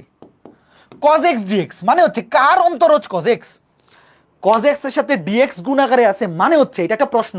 তুমি চিন্তা করবে এটা তোমাকে প্রশ্ন করতেছে যে কার অন্তরজ cos x? উত্তর হচ্ছে sin x এর অন্তরজ d of sin x। বলো এই জিনিসটা কে কে বুঝছো? যাদের অন্তরীকরণ পড়া আছে। যাদের অন্তরীকরণ পড়া নাই তোমরা আমাকে দোষ দিও না, তোমরা কিছুই বুঝবে না। দেখো cos x dx মানে কার অন্তরজ cos x? উত্তর হচ্ছে sin x এর অন্তরজ। তার মানে cos x dx এতটুকুর জায়গায় আমরা লিখতে পারি d of এই যে sin x, আর ওই যে cos x dx এর জায়গায় আমরা লিখতে পারি d of sin x। লিখতে পারি। এইবার চিন্তা করে দেখো x এর সাপেক্ষে x কে ইন্টিগ্রেশন করলে কি হয়? x এর পাওয়ার 1 কিছু নাই মানে 1, পাওয়ার 1 বেড়ে যাবে, সেই পাওয়ার দিয়ে ভাগ। এগুলো কিন্তু মনে মনে, এগুলো প্র্যাকটিস করতে করতে তোমার মনে মনে হয়ে যাবে। দেখো x এর সাপেক্ষে x কে ইন্টিগ্রেশন করা মানে কি পাওয়ার 1 বেড়ে যাবে এবং সেই পাওয়ার দিয়ে ভাগ হয়ে যাবে x²/2। তাহলে এখানে কি হবে বলো তো? এখানে কি হবে? sin x এর সাপেক্ষে sin x কে ইন্টিগ্রেশন করলে কি হবে? sin x এর পাওয়ার 1 বেড়ে যাবে মানে হয়ে যাবে sin²x এবং সেই পাওয়ার 2 দিয়ে ভাগ। কে কে বুঝছো বলো? একটু ঠান্ডা মাথায় অন্তরীকরণ পড়া থাকলে আজকে ক্লাসটা খালি দেখো, না বুঝলেও কোনো সমস্যা নাই। যাদের অন্তরীকরণ পড়া আছে আজকে ক্লাসটা বোঝা লাগবে না, খালি তুমি দেখতে থাকো, তাইলেও হবে। এখন আরেকজনের ইচ্ছা হলো যে ভাই আমি এভাবে করবো না। এক একজন মানুষের এক এক রকম ইচ্ছা থাকতেই পারে, তাই না? তার কথা হইলো যে ভাই আমি এভাবে করবো না, আমি কিভাবে করবো? ভাই dx তো sin x এর সাথে গুণ আছে, cos x এর সাথে আছে না? কেউ একজন বললো যে ভাই আমি এটাকে এইভাবে করবো, আগে দিব cos x তারপরে sin x dx। অসুবিধা আছে বলো? অসুবিধা আছে? অসুবিধা নাই। এইবার বলো এই sin x dx মানে কি? সে cos x কে সামনে রাখতে চায়, যার যেটা ভাল লাগে। এই দেখো sin x dx, ধরো এটা সবুজ হয়ে গেছে কেন? sin x dx মানে কি? sin x dx মানে d of minus cos x, d of minus cos x। এই বুঝতেছো? দেখো cos x d of minus cos x, d of minus cos x। ভুল কিছু করতেছি না? ভুল তো কিছু করি নাই। এই sin x dx এর জায়গায় বসাইছি। sin x dx মানে কার অন্তরজ sin x? উত্তর হচ্ছে মাইনাস cos x এর। মাইনাস দিছি কারণ মাইনাসে মাইনাসে প্লাস হবে। এইবার দেখো এই মাইনাসটা সামনে বাড়াই দাও, একবারেই করো। এই যে মাইনাসটা, এই যে মাইনাসটা, মাইনাসের সামনে বাড়াই দাও একবারে, শুধু শুধু এক লাইন বাড়াই লাভ আছে? এই যে মাইনাসটা সামনে বাড়াই দিলাম, সামনে থাকলো। এইবার দেখো cos x এর সাপেক্ষে cos x কে ইন্টিগ্রেশন করলে কি হয় ভাই? x এর সাপেক্ষে x কে ইন্টিগ্রেশন করলে সূত্র হচ্ছে x²/2 পাওয়ার 1 বেড়ে যাবে, সেই পাওয়ার দিয়ে ভাগ। তাহলে cos x এর সাপেক্ষে cos x কে ইন্টিগ্রেশন করলে cos²x/2 প্লাস c। শেষ। যে কোনো একভাবে করলেই হবে। কে কে বুঝছো বলো? খুবই ইম্পর্টেন্ট, একটু বোঝো, খালি দেখতে থাকো যে এইভাবেও এই ম্যাথটা করা যাবে, এভাবেও করা যাবে। কেন? কারণ এখানে cos x ও dx এর সাথে গুণাকারে আছে, sin x ও আছে। যেভাবে খুশি চিন্তা করো, কেউ এভাবেও চিন্তা করতে পারে, কেউ এভাবেও চিন্তা করতে পারে, পারে না? এই বুঝতেছো? ঠান্ডা মাথায়, না বুঝলে খালি একটু ধৈর্য নিয়ে দেখো। আজকে ক্লাসটা ছোট ক্লাস হবে, খালি একটু দেখতে থাকো। আগামী ক্লাস থেকে দেখবা সব সুন্দর মতো বুঝতেছো, খালি অন্তরীকরণটা পড়া থাকলেই চলবে। এইবার আমাকে তোমরা বলো, ওয়েট, দেখো আগের ম্যাথটাতে cos x ও dx এর সাথে গুণাকারে আছে, sin x ও গুণাকারে আছে। তুমি চাইলে cos x dx চিন্তা করতে পারো অথবা sin x dx ও চিন্তা করতে পারো। আচ্ছা এইখানে আমাকে বলো তো, এখানে কি sin x dx এর সাথে গুণাকারে আছে? বলো, এই sin x কি dx এর সাথে গুণাকারে আছে? না, গুণাকারে কিন্তু আছে e⁻sin x। এই বুঝতেছো? আচ্ছা এখানে আমি তোমাকে যদি জিজ্ঞেস করি, ধরো আমি তোমাকে জিজ্ঞেস করলাম যে এখানে তো sin x ও আছে cos x ও আছে, বাট এই দুইটার মধ্যে কোনটা dx এর সাথে গুণাকারে আছে? কারণ আমার তো dx এর সাথে গুণাকারে লাগবে। তো dx এর সাথে গুণাকারে কিন্তু আছে cos x। এই কে কে বুঝছো? এই যে দাঁড়াও আমি তোমাকে সাজায় লিখি, দাঁড়াও, e⁻sin x গুণ cos x dx। এই যে, এই তোমরা কি বুঝতে পারছো ঘটনাটা কি? ভাই এখানে কিন্তু এই sin x এর সাথে dx গুণাকারে নাই, ডিরেক্টলি cos x এর সাথে dx গুণাকারে আছে। তাহলে আমি এটাকে সাজায় লিখলাম। এইবার বলো cos x dx মানে কি? e⁻sin x cos x dx মানে কি d of sin x, cos x dx মানে কি d of sin x, sin x এর অন্তর হচ্ছে। এইবার এই সূত্রটা বলো, e two the power x dx সূত্র কি ভাই? e two the power x K integration করলে e two the power x ই পাওয়া যায়। e two the power x কে অন্তরীকরণ করলেও চেঞ্জ হয় না, যোগজীকরণ করলেও চেঞ্জ হয় না। দেখো e two the power x K x এর সাপেক্ষে ইন্টিগ্রেশন করলে e two the power x ই পাওয়া যায়। তাহলে এবার আমাকে বলো, এখানে x এর জায়গায় আছে sin x, e two the power x এর জায়গায় sin x মানে এখানে ভ্যারিয়েবল sin x, ইন্টিগ্রেশনও করব sin x এর সাপেক্ষেই। কাজে এটা কি হবে? e two the power sin x plus c। কে কে বুঝছো? শোনো, তোমরা মুখস্থ করবা এই সূত্রগুলা, এই যে মুখস্থ করবা এই সূত্রগুলা। তো এই সূত্র যে কথা, ধরো যদি এরকম থাকে e two the power z dz, তাহলে সেটা হবে e two the power z plus c। যদি এরকম থাকে e two the power t dt, e two the power t plus c। এই তোমরা কি ঘটনা বুঝতেছো নাকি খুঁজতেছো বলো তো? খুবই সিম্পল না? তো এইভাবে যদি পড়ো, এই যে d of cos x মানে cos x dx দেখেই মনে হয়ে যাবে d of sin x। তো এমসিকিউ তে অ্যানসার করা সহজ হবে। এখানে যেটা আছে এটাকে তুমি মনে মনে x ধরে ফেলো, বা এটাকে মনে মনে z ধরে ফেলো। দেখো এখানে কিন্তু আমরা, শোনো, তুমি যখন ম্যাথগুলো এভাবে করবা তখন কিন্তু ওই যে লিনিয়ার ফাংশনের ব্যাপার সেবার নাই, কেউ আবার উল্টা পাল্টা করবা না। দেখো এই যে আমরা লিনিয়ার ফাংশনকে মনে মনে x ধরবো, মনে আছে? এখানে কিন্তু ইন্টিগ্রেশন করতেছিলাম x এর সাপেক্ষে, এবং এখানে x ছাড়া অন্য একটা জিনিস ছিল। যখন এইরকম কাহিনী হবে যে ইন্টিগ্রেশন করতেছি x এর সাপেক্ষে, বাট এখানে x এর জায়গায় অন্য একটা রাশি আছে, তখন যে এই সিস্টেমটা ফলো করতে হবে। বাট আমরা যে এইখানে করতেছি, বলো এখানে কি ওই কাহিনী কিছু আছে ভাই? এখানে আমি ইন্টিগ্রেশন করতেছিও sin x এর সাপেক্ষে, আসেও sin x। কাজেই এখানে sin x লিনিয়ার নাকি নন লিনিয়ার এটা আমার চিন্তা করার দরকারই নাই। তোমরা কি আমার কথা বুঝছো? কেউ তো জিজ্ঞেস করতে পারে যে ভাই আপনি তো আগে বলে আসছিলেন যে লিনিয়ার ফাংশনকে শুধু মনে মনে x ধরা যাবে, তো sin x তো লিনিয়ার না, sin x তো সরল রেখা না। বাট এখানে ওই ঝামেলায় যাওয়ার দরকারই নাই। কেন? কারণ এখানে ইন্টিগ্রেশন করতেছি যার সাপেক্ষে, এখানেও সে নিজেই আছে। বুঝছো ঘটনা? এটা তো ইন্টিগ্রেশনের বেসিক রুল। এই যে সূত্রগুলো যখন দেখাইছিলাম, এই যে এখানে x এর সাপেক্ষে ইন্টিগ্রেশন করতেছি, এখানে যদি x থাকে উত্তর ln x, যদি sin x এর সাপেক্ষে ইন্টিগ্রেশন করি এখানে যদি sin x থাকে উত্তর ln sin x। কাজেই এখানে ওই লিনিয়ার নাকি নন লিনিয়ার ওই কাহিনীতে যাওয়ার তো আমার দরকারই নাই। বুঝতে পেরেছো? যখন তুমি ইন্টিগ্রেশন করবা x এর সাপেক্ষে, এই যে ইন্টিগ্রেশন করবা x এর সাপেক্ষে এবং সেখানে x এর জায়গায় অন্য কিছু থাকবে, তখন সেটাকে মনে মনে x ধরার ক্ষেত্রে এই নিয়মটা ফলো করতে হবে। সেটা লিনিয়ার ফাংশন কিনা, মানে সরলরৈখিক ফাংশন কিনা চেক করতে হবে। কিন্তু যখন আমরা ভেরিয়েবলটাই চেঞ্জ করে ফেলছি, এই যে এখানে দেখো ইন্টিগ্রেশন করতেছি sin x এর সাপেক্ষে, এখানে আসেও e two the power sin x, তো এটাকে তুমি মনে মনে ফাংশন ধরে ফেলবা, ভেরিয়েবল ধরে ফেলবা।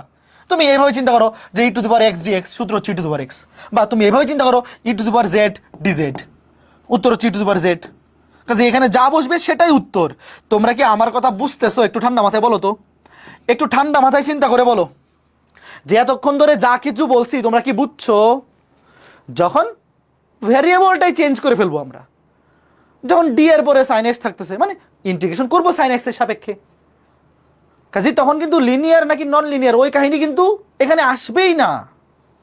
ওকে ফাইন, ঠিক আছে, আস্তে ধীরে। এইবার আমাকে বলো, এখানে x E to the power x square dx এর সাথে ডিরেক্ট গুণাকারে আছে কি? শুধু x না? চিন্তা করে দেখো, ওয়েট একটু ঠান্ডা মাথায় চিন্তা করে দেখো, e to the power x square সাথে আছে x dx, এটাকে এক পাশে করি, x dx এটাকে এক পাশে করলাম। এখন আমাকে বলো কাকে অন্তরীকরণ করলে x পাওয়া যায়?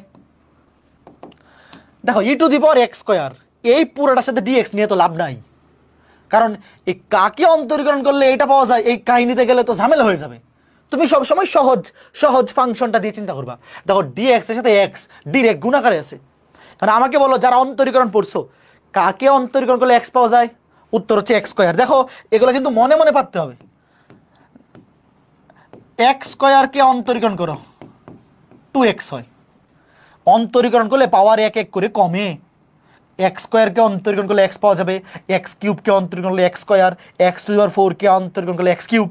তো খেয়াল করে দেখো, এক্স স্কোয়ারকে অন্তরীকরণ করলে এক্স পাওয়া যাবে, কথা সত্য, বাট সাথে কিন্তু একটা লেস নিয়ে আসবে, 2x নিয়ে আসবে, কাজে এখান থেকে লিখতে পারি ডি অফ এক্স স্কোয়ার। এই ডিএক্স দিয়ে আর গুণন করে দাও, ডিএক্স দিয়ে আর গুণন করলে 2x dx। দেখো এটা লেস নিয়ে আসবে, ভালো মতো বুঝছো। আমরা জানি এক্স স্কোয়ারকে অন্তরীকরণ করলে এক্স হয়, কথা সত্য না? এক্স স্কোয়ারকে অন্তরীকরণ করলে 2x হয়, এক্স স্কোয়ারকে অন্তরীকরণ করলে কি হয়? 2x হয়। যারা অন্তরীকরণ পড়ছো এতটুকু জিনিস মনে মনে পারতে হবে। এখন আমাকে বলো, এই যে আমি ইচ্ছা করে 2 দিয়ে গুণ করে দিছি, সমতা ঠিক রাখার জন্য সামনে 2 দিয়ে ভাগ করতে হবে না? বলো, সমতা ঠিক রাখার জন্য সামনে 2 দিয়ে কি করতে হবে? ভাগ করতে হবে। এইবার দেখো e to the power x square, আর এই জিনিসটার জায়গায় এই যে 2x dx এর জায়গায় লিখতে পারি এই যে ডি অফ এক্স স্কোয়ার। তোমরা কি বুঝতেছো কি করতেছি? এই যে এতটুকু জিনিস কে কে বুঝছো বলো? তুমি যদি খালি এতটুকু জিনিস বুঝতে পারো, বাকি জিনিস মিলে যাবে। এই দেখো, এই যে এখানে এক্স স্কোয়ার, এখানেও এক্স স্কোয়ার, দেখছো? এখন তো সূত্র হয়েছে, দেখো তুমি এটাকে মনে মনে জেড ধরো, e to the power z dz, এনে ভ্যারিয়েবল যেটা এখানে ওইটা, তাহলে সূত্র কি? সূত্র এই যে এইটা, মনে মনে চিন্তা করবা, integration of e to the power x dx সমান কি e to the power x plus c. অথবা এখানে যদি e to the power z dz থাকে, সূত্র কি? E to the power z plus c. তো এখানে আছে এক্স স্কোয়ার, তাহলে উত্তর হবে 1/2 e to the power x square plus c. তোমরা কি বুঝছো? একটু ঠান্ডা মাথায় চিন্তা করো তো, আস্তে ধীরে। আজকে এই ক্লাসটা বইয়ের বাইরের ক্লাস। ইন্টিগ্রেশনে আজকে যে আমরা 1.5 ঘন্টা ক্লাস নিব, এগুলো তোমরা বইয়ে কিছু খুঁজে পাবা না। এরকম বইয়ের বাইরের ক্লাস, এইগুলা বুঝতে পারলে ইন্টিগ্রেশনটা একটু সোজা হয়ে যাবে। আমরা অন্তরীকরণ থেকে ইন্টিগ্রেশন শিখতেছি, যেহেতু ইন্টিগ্রেশন অন্তরীকরণের বিপরীত প্রক্রিয়া, আমরা অন্তরীকরণ দিয়ে চিন্তা করে শিখতেছি, যাতে তোমরা পরবর্তী ক্লাসগুলোতে যখন আমরা বইয়ের ম্যাথগুলো করবো আগামী 3টা ক্লাসে এইচএসসি পরীক্ষা আসার মতো, তখন এইভাবে চিন্তা করলে জিনিসটা ইজি হবে, এইভাবে চিন্তা করলে জিনিসটা ইজি হবে। এই জিনিসটা কে কে বুঝছো যে এখানে কেন 2 দিয়ে গুণ করছি আর কেন 2 দিয়ে ভাগ করছি? বলো, আসলেই কে কে বুঝছো যে কেন কেন এখানে 2 দিয়ে গুণ করা হইলো, কেন 2 দিয়ে ভাগ করা হইলো? কে কে বুঝছো? আর এখানে তো ভেরিয়েবল যা ই এর উপরে তাই যদি থাকে, উত্তর ই টু দি পাওয়ার ওইটাই। এনে এক্স থাকুক, ডিএক্স থাকুক, বা জেড থাকুক, বা টি থাকুক, যাই থাকবে, কলা গাছ এখানে যদি থাকে ডি এর পরে কলা গাছ, আর এখানে যদি থাকে ই টু দি পাওয়ার কলা গাছ, তাহলে উত্তর ই টু দি পাওয়ার কলা গাছ। আস্তে ধীরে, আস্তে ধীরে, দৌড়াদৌড়ি কিছু নাই। এইটাতে চিন্তা করো, x sine x square d x. দেখো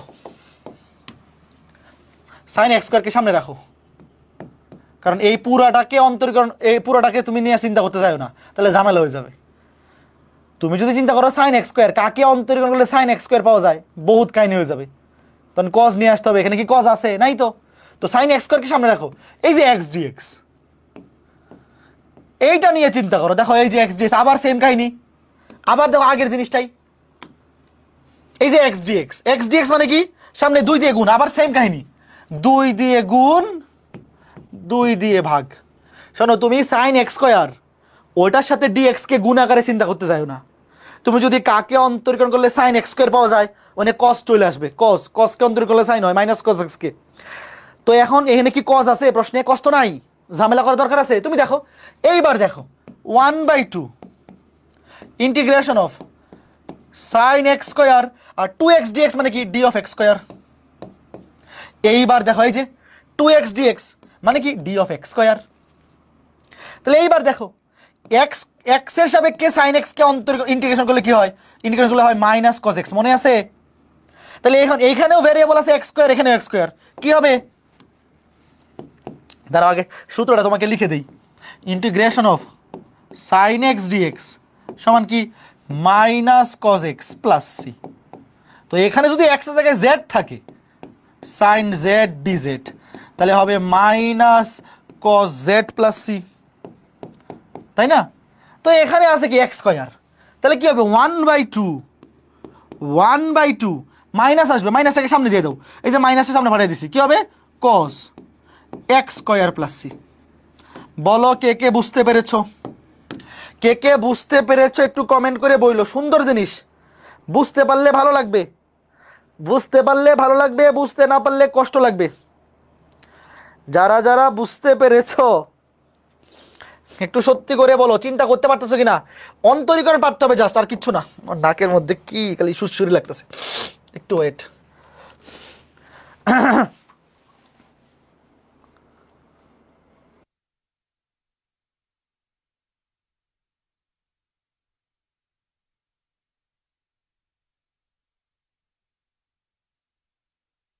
হ্যালো চেক, হ্যালো, হ্যাঁ ওকে ফাইন, এই পর্যন্ত বোঝা গেছে। ওকে ফাইন ফাইন ফাইন, সুন্দর সুন্দর সুন্দর। এখন বলো, এই যে এখানে খেয়াল করে দেখো, এক্স স্কয়ার ডিএক্স আছে, একটু দেখো, এক্স স্কয়ার ডিএক্স, নিচে আছে 1 মাইনাস এক্স টু দি পাওয়ার 6। তুমি তো দেখতেই পাচ্ছ যে এক্স স্কয়ারের সাথে ডিএক্স গুণ আকারে আছে। তো এক্স স্কয়ারের সাথে ডিএক্স গুণ আকারে আছে মানে কি? তুমি মনে মনে চিন্তা করো, সে তোমাকে প্রশ্ন করতেছে কার অন্তরজ এক্স স্কয়ার, বলো তো। এক্স স্কয়ারের সাথে ডিএক্স গুণ আকারে আছে, কার অন্তরজ x square? X cube, x. কারণ অন্তরীকরণ করলে পাওয়ার কিন্তু এক করে কমে। দেখো তুমি যখন অন্তরীকরণ করবে, এই কাজগুলো কিন্তু এখন মনে মনে পারা উচিত। যারা অন্তরীকরণ পড়ে আসছো, এই কাজগুলো এখন মনে মনে পারা উচিত। এক্স কিউবকে অন্তরীকরণ করলে 3x স্কয়ার হয়, তাহলে ডি অফ, এলা কিন্তু মনে মনে এখন চিন্তা করতে হবে। এক্স কিউব সমান 3x স্কয়ার ডিএক্স। কাজেই তুমি যে এক্স কিউবকে অন্তরীকরণ করবা, সামনে কিন্তু একটা লেস নিয়ে আসবে। লেস আসবে কত? 3। সামনে লেস কত আসবে? লেস আসবে 3। এই যে 3, লেস আসবে কত? লেস আসবে 3। তো সামনে 3 দিয়ে গুণ করে 3 দিয়ে ভাগ করতে হবে। দেখো এই যে 3x স্কয়ার ডিএক্স। এই কাজটা তুমি যদি অন্তরীকরণটা ভালো মতো পড়ে থাকো, এইটা মনে মনেই করতে পারতে হবে যে এক্স স্কয়ার ডিএক্স কার অন্তরজ এক্স স্কয়ার? উত্তর হচ্ছে ডিএক্স কিউব। তাহলে এক্স কিউবকে অন্তরীকরণ করলে সামনে 3 আসবে, 3 দিয়ে গুণ 3 দিয়ে ভাগ, এরপর এটার মধ্যে লিখে ফেলো ডি এক্স কিউব। এইবার বলো কে কে বুঝছো? এই যে দেখো ডি অফ এক্স কিউব। এই পর্যন্ত কে কে বুঝছো? একটু ঠান্ডা মাথা, মাথাটা খালি ঠান্ডা রাখো, গরম করো না। আচ্ছা একটা নতুন লাইনে লিখি, ওয়েট। হ্যাঁ, মাথাটা গরম করো না, খালি দেখো এই যে 1/3 ইন্টিগ্রেশন অফ ডি, এটা কি হবে? এক্স কিউব, আর নিচে 1 মাইনাস এক্স টু দি পাওয়ার 6। দেখো আমরা ভ্যারিয়েবল বানাই ফেলছি এক্স কিউবকে, নিচে আছে এক্স টু দি পাওয়ার 6। আমরা ইন্টিগ্রেশন করব যার সাপেক্ষে, সব কিছুকে ওইটার মাধ্যমে কনভার্ট করব। দেখো আমরা এইবার ইন্টিগ্রেশন করব কার সাপেক্ষে? এক্স কিউবের সাপেক্ষে। তো অবশ্যই আমরা এক্স টু দি পাওয়ার 6কে এক্স কিউবে কনভার্ট করব। কিভাবে? এই যে এক্স কিউব তার উপরে স্কয়ার। বলো এই পর্যন্ত কে কে বুঝছো? আস্তে ধীরে। হ্যাঁ অবশ্যই মার্কস দিবে, কোনো সমস্যা নেই, আগে শিখো। তোমার যদি টেনশন থাকে তুমি জেড ধরেও করতে পারো, আমি আগে বোঝাই। এইভাবে যদি বুঝতে পারো তাহলে জেড ধরে করা তোমার জন্য পানি ভাত। আগে এই জিনিসটা বোঝো, তারপর আমি বুঝাই দিচ্ছি যে পরীক্ষায় তোমার যদি এইভাবে করতে অসুবিধা লাগে তুমি কিভাবে করবা, খালি এই জিনিসটা আগে একটু বুঝে ফেলো। হ্যাঁ ঠিক আছে। এই যে একজন জিজ্ঞেস করছে এক্স টু দি পাওয়ার 6 কি লিনিয়ার ফাংশন? এখানে লিনিয়ার কিনা এটা তো তোমার চিন্তা করারই দরকার নেই, কারণ আমরা ভ্যারিয়েবলে চেঞ্জ করে ফেলছি। দেখো এখানে আছে এক্স কিউব, এখানেও এক্স কিউব। তুমি এটাকে মনে মনে জেড ধরো বা এক্স ধরো, যা খুশি তা ধরো। মানে আমরা এখন ভেরিয়েবলটাকেই চেঞ্জ করে দিছি, এটা লিনিয়ার নাকি নন লিনিয়ার ওই চিন্তাতে তো আমরা যাবোই না। কারণ আমরা কি এখানে এক্স এর সাপেক্ষে ইন্টিগ্রেশন করতেছি না, আমরা ইন্টিগ্রেশনই করতেছি এক্স কিউবের সাপেক্ষে। এখানে আসেও এক্স কিউব। তুমি মনে মনে চিন্তা করো, এটা ধরো ডি জেড, এটাকে মনে মনে ধরো জেড 1 মাইনাস জেড স্কয়ার। এই যে সূত্র কি? এই তোমাদের কি মনে আছে সূত্রটা? Integration of dx by s square minus x square, এই সূত্রটা দাঁড়াও দেখায় নিয়ে আসি। অনেকেই তো এই সূত্র ভুলে গেছে। এই যে বলছিলাম যে সূত্র কাজে লাগবে, এই যে দেখো, এই যে এই সূত্রটা ইন্টিগ্রেশন অফ, দেখো d x by s square minus x square, সূত্র হচ্ছে 1/2 ln a plus x divide by a minus x. সূত্রটা মনে আছে? এই যে দেখো, একটু দেখো, শোনো আজকে ক্লাসের 1.5 ঘন্টা খালি একটু শিখো অন্তরীকরণের মাধ্যমে ডিরেক্ট ইন্টিগ্রেশন কেমন করতে হয়, একটু শিখে ফেলো, দেখবা আগামী 3টা ক্লাস তোমার খুব ভালো লাগতেছে। এই যে এখানে এক্স এর জায়গায় খালি জেড আছে, এক্স এর জায়গায় কি আছে? খালি জেড আছে। এই 1 কে তো 1 স্কয়ার চিন্তা করা যায়, তুমি 1 কে চিন্তা করো 1 স্কয়ার, তাহলে কি হবে 1/2a 1/2a 1/2 ইন্টু a, এর মান হচ্ছে 1, 1/2 ইন্টু 1 মানে 1/2, 1/2 লন a plus x 1 plus x মানে জেড 1 মাইনাস জেড, এই যে প্লাস সি। এই সূত্র কিন্তু জানা থাকতে হবে, বুঝতেছো? এইবার খেয়াল করে দেখো, এখানে খালি ভেরিয়েবল হিসেবে এক্স এর জায়গায় এক্স কিউব আছে বা জেড এর জায়গায় এক্স কিউব, যাই চিন্তা করো না কেন, কি হবে দেখো 1/3 ইন্টু 1/2 ইন্টু এর মান হচ্ছে 1, এই যে 1 মানে 1 স্কয়ার, 1 তো লেখা লাগে না, লন এ প্লাস এক্স বা এ প্লাস জেড, যেটাই চিন্তা করো না কেন, এখানে এক্স এর জায়গায় কি আছে এক্স কিউব, নিচে এ মাইনাস এক্স, এক্স এর জায়গায় এক্স কিউব, শেষ। এই পর্যন্ত কে কে বুঝতে পারছো বলো? তুমি সূত্রগুলো যখন চিন্তা করবা তুমি এক্স দিয়ে চিন্তা করো অথবা জেড দিয়ে, যেইভাবে তোমার ভাল লাগে। এই যে মেইন সূত্রটা লিখে দিই, মেইন সূত্র ছিল এইটা, dx by a square minus x square, সূত্র হচ্ছে 1/2a লন a plus x divided by a minus x, তারপরে তো প্লাস সি থাকবেই, প্লাস সি তো ইন্টিগ্রেশনের সূত্রের শেষে থাকবেই। এই যে দেখো এখানে গেলে এক্স এর জায়গায় এক্স কিউব আছে ভ্যারিয়েবল, এখানে কিন্তু ভ্যারিয়েবলটাই চেঞ্জ করে দিছি। কেউ এটা চিন্তা করো না, কেউ এটা জিজ্ঞেস করো না যে ভাই এক্স কিউব তো লিনিয়ার ফাংশন না, এখানে এটা বিবেচনা করার দরকার নাই। কেন ভাই আমরা এখানে চলো কি বানাই ফেলছে এক্স কিউব, এখানে তো ডিএক্স না ডিএক্স কিউবের সাপেক্ষে আমরা ইন্টিগ্রেশন করতেছি, কাজে এখানে যা থাকবে এখানে যদি তাই থাকে, এটা লিনিয়ার নাকি নন লিনিয়ার চিন্তা করার দরকারই নাই। তুমি এটাকেই মনে মনে এক্স ধরতে পারবা, বা এটাকেই মনে মনে জেড, বা এটাকেই মনে মনে টি, যা খুশি তা ধরতে পারবা, কোনো সমস্যা নাই। এখন এনে গুণ করে দাও, 3 দুগুণে 6, শেষ। আজকে ক্লাসে এখনো পর্যন্ত যা কিছু পড়াইছি কে কে বুঝতে পারছো বলো? এই যে এই অন্তরীকরণ থেকে যোগজীকরণ ডিরেক্ট করতে পারার যে প্রসিডিউরটা, এইটা বুঝতে পারলে তোমার আর ইন্টিগ্রেশন কঠিন লাগবে না। অন্তরীকরণের সাথে যোগজীকরণে এইভাবে ডিরেক্ট চিন্তা, আজকের ক্লাসটার উদ্দেশ্য হচ্ছে তোমাকে জানা জাস্ট এই জিনিসটা চিন্তা করতে পারে, আর কিচ্ছু না।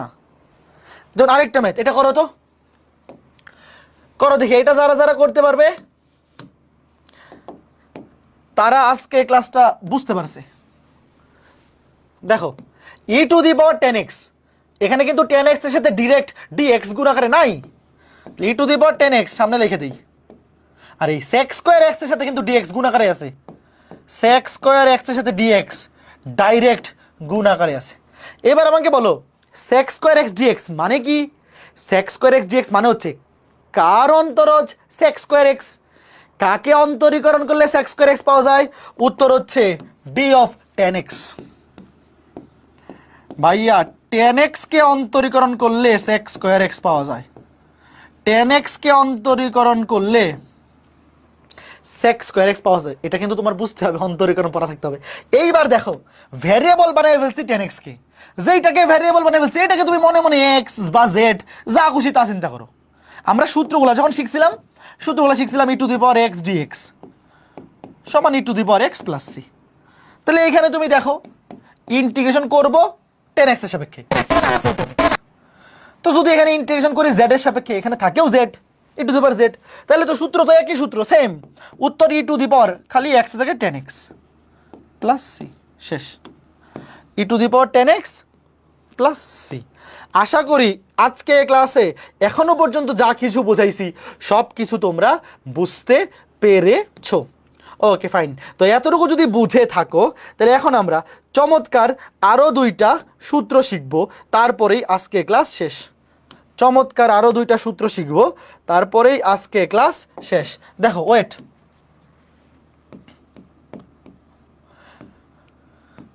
মনে করো নিচে আছে এফ অফ এক্স।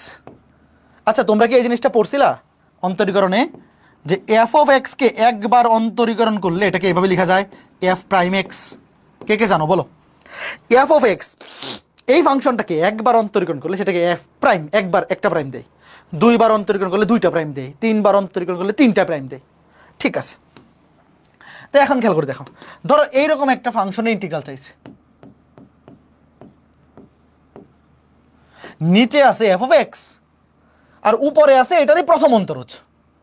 খেয়াল করে দেখো, নিচে আছে হরে আছে এফ অফ এক্স আর লবে আছে এই এফ অফ এক্স এর প্রথম অন্তরজ। তাহলে খেয়াল করে দেখো ডি ডি এক্স, আমরা তো জানি ডি ডি এক্স ও এফ অফ এক্স, এটাকে অন্তরীকরণ করলে হয় এফ প্রাইম এক্স। তাহলে আমি কি এখান থেকে এটা লিখতে পারি ডি এক্স দিয়ে আর গুণন করে দাও, D of F of x সমান এফ প্রাইম এক্স ডিএক্স। বলো ডিএক্স দিয়ে আর গুণন করে দিছি। এখন আমাকে তোমরা বলো এই যে এফ প্রাইম ডিএক্স মানে এফ প্রাইম এক্স ডিএক্স এটা কিন্তু গুণাকারে আছে, এফ প্রাইম এক্স এর সাথে ডিএক্স কিন্তু গুণাকারে আছে। দেখো এই যে এফ প্রাইম এক্স ডিএক্স এটা সমান D of F of x লিখা যায়? আমার কথার উত্তর দেও। নিচে কিন্তু এফ অফ এক্স আছে, উপরে এই যে এফ প্রাইম এক্স এর সাথে ডিএক্স গুণাকারে, এটা সমান লেখা যায় যে D of F of x লেখা যায়? বলো লেখা যায়? ফাইন। তো এফ অফ এক্স উপরে এফ অফ এক্স নিচেও এফ অফ এক্স, যার সাপেক্ষে ইন্টিগ্রেশন করবো নিচেও সেই আছে। এটাকে তুমি এই সূত্রের সাথে একবার তুলনা করো, integration of d x by x. খেয়াল করে দেখো উপরে আমরা ইন্টিগ্রেশন যার সাপেক্ষে করব নিচেও সেই আছে। তুমি এটাকে মনে মনে এখন চিন্তা করো যে আমরা সূত্রগুলা যখন শিখছিলাম সেখানে এক্স এর সাপেক্ষে শিখছিলাম integration of dx by x মানে কি লন এক্স, মনে আছে লন এক্স প্লাস সি। তাহলে এখানে এক্স এর জায়গায় এফ অফ এক্স আছে, তাহলে এটা সমান লন f of x plus c. লনের পরে মডুলাস দিবা কারণ লনের পরে নেগেটিভ কিছু হয় না। কে কে বুঝছো বলো? এই সূত্র আমরা মুখস্থ রাখবো কারণ এই সূত্রের এমসিকিউ পরীক্ষায় আসবেই। আজকে ক্লাসে যে দুইটা সূত্র শিখাবো এই দুইটা সূত্রের একটা এমসিকিউ পরীক্ষায় আসবেই। তো তুমি যদি খালি সূত্রগুলা জানো তাইলেই পরীক্ষায় পারবা। যে ভাই যদি তুমি কোনো একটা ভগ্নাংশের ইন্টিগ্রেশন দেখো যেখানে নিচেরটাকে অন্তরীকরণ করলে উপরেরটা পাওয়া যায়, দেখো নিচের ফাংশনটাকে অন্তরীকরণ করে যদি উপরেরটা পাওয়া যায় ডিরেক্ট শর্টকাট লন নিচের ফাংশনটা, লন নিচের ফাংশনটা, এর প্রমাণটা দেখাইলাম। এখন তুমি দেখো পরীক্ষায় কি আসবে, দেখো সাইন এক্স কে অন্তরীকরণ করলে কস এক্স পাওয়া যায়, কথা সত্য নাকি মিথ্যা বলো? আমি আবার লিখতেছি, নিচে আছে সাইন এক্স উপরে আছে কস এক্স, এটার ইন্টিগ্রেশন করতে বলা হয়েছে। সাইন এক্স কে অন্তরীকরণ করলে কস এক্স পাওয়া যায়, নিচেরটাকে অন্তরীকরণ করলে উপরটা পাওয়া যায়। তাহলে উত্তর কি? উত্তর দেখো লন নিচেরটা, এই যে লন নিচের ফাংশনটা, লনের পরে মডুলাস দিও, লন নিচের ফাংশনটা শেষ।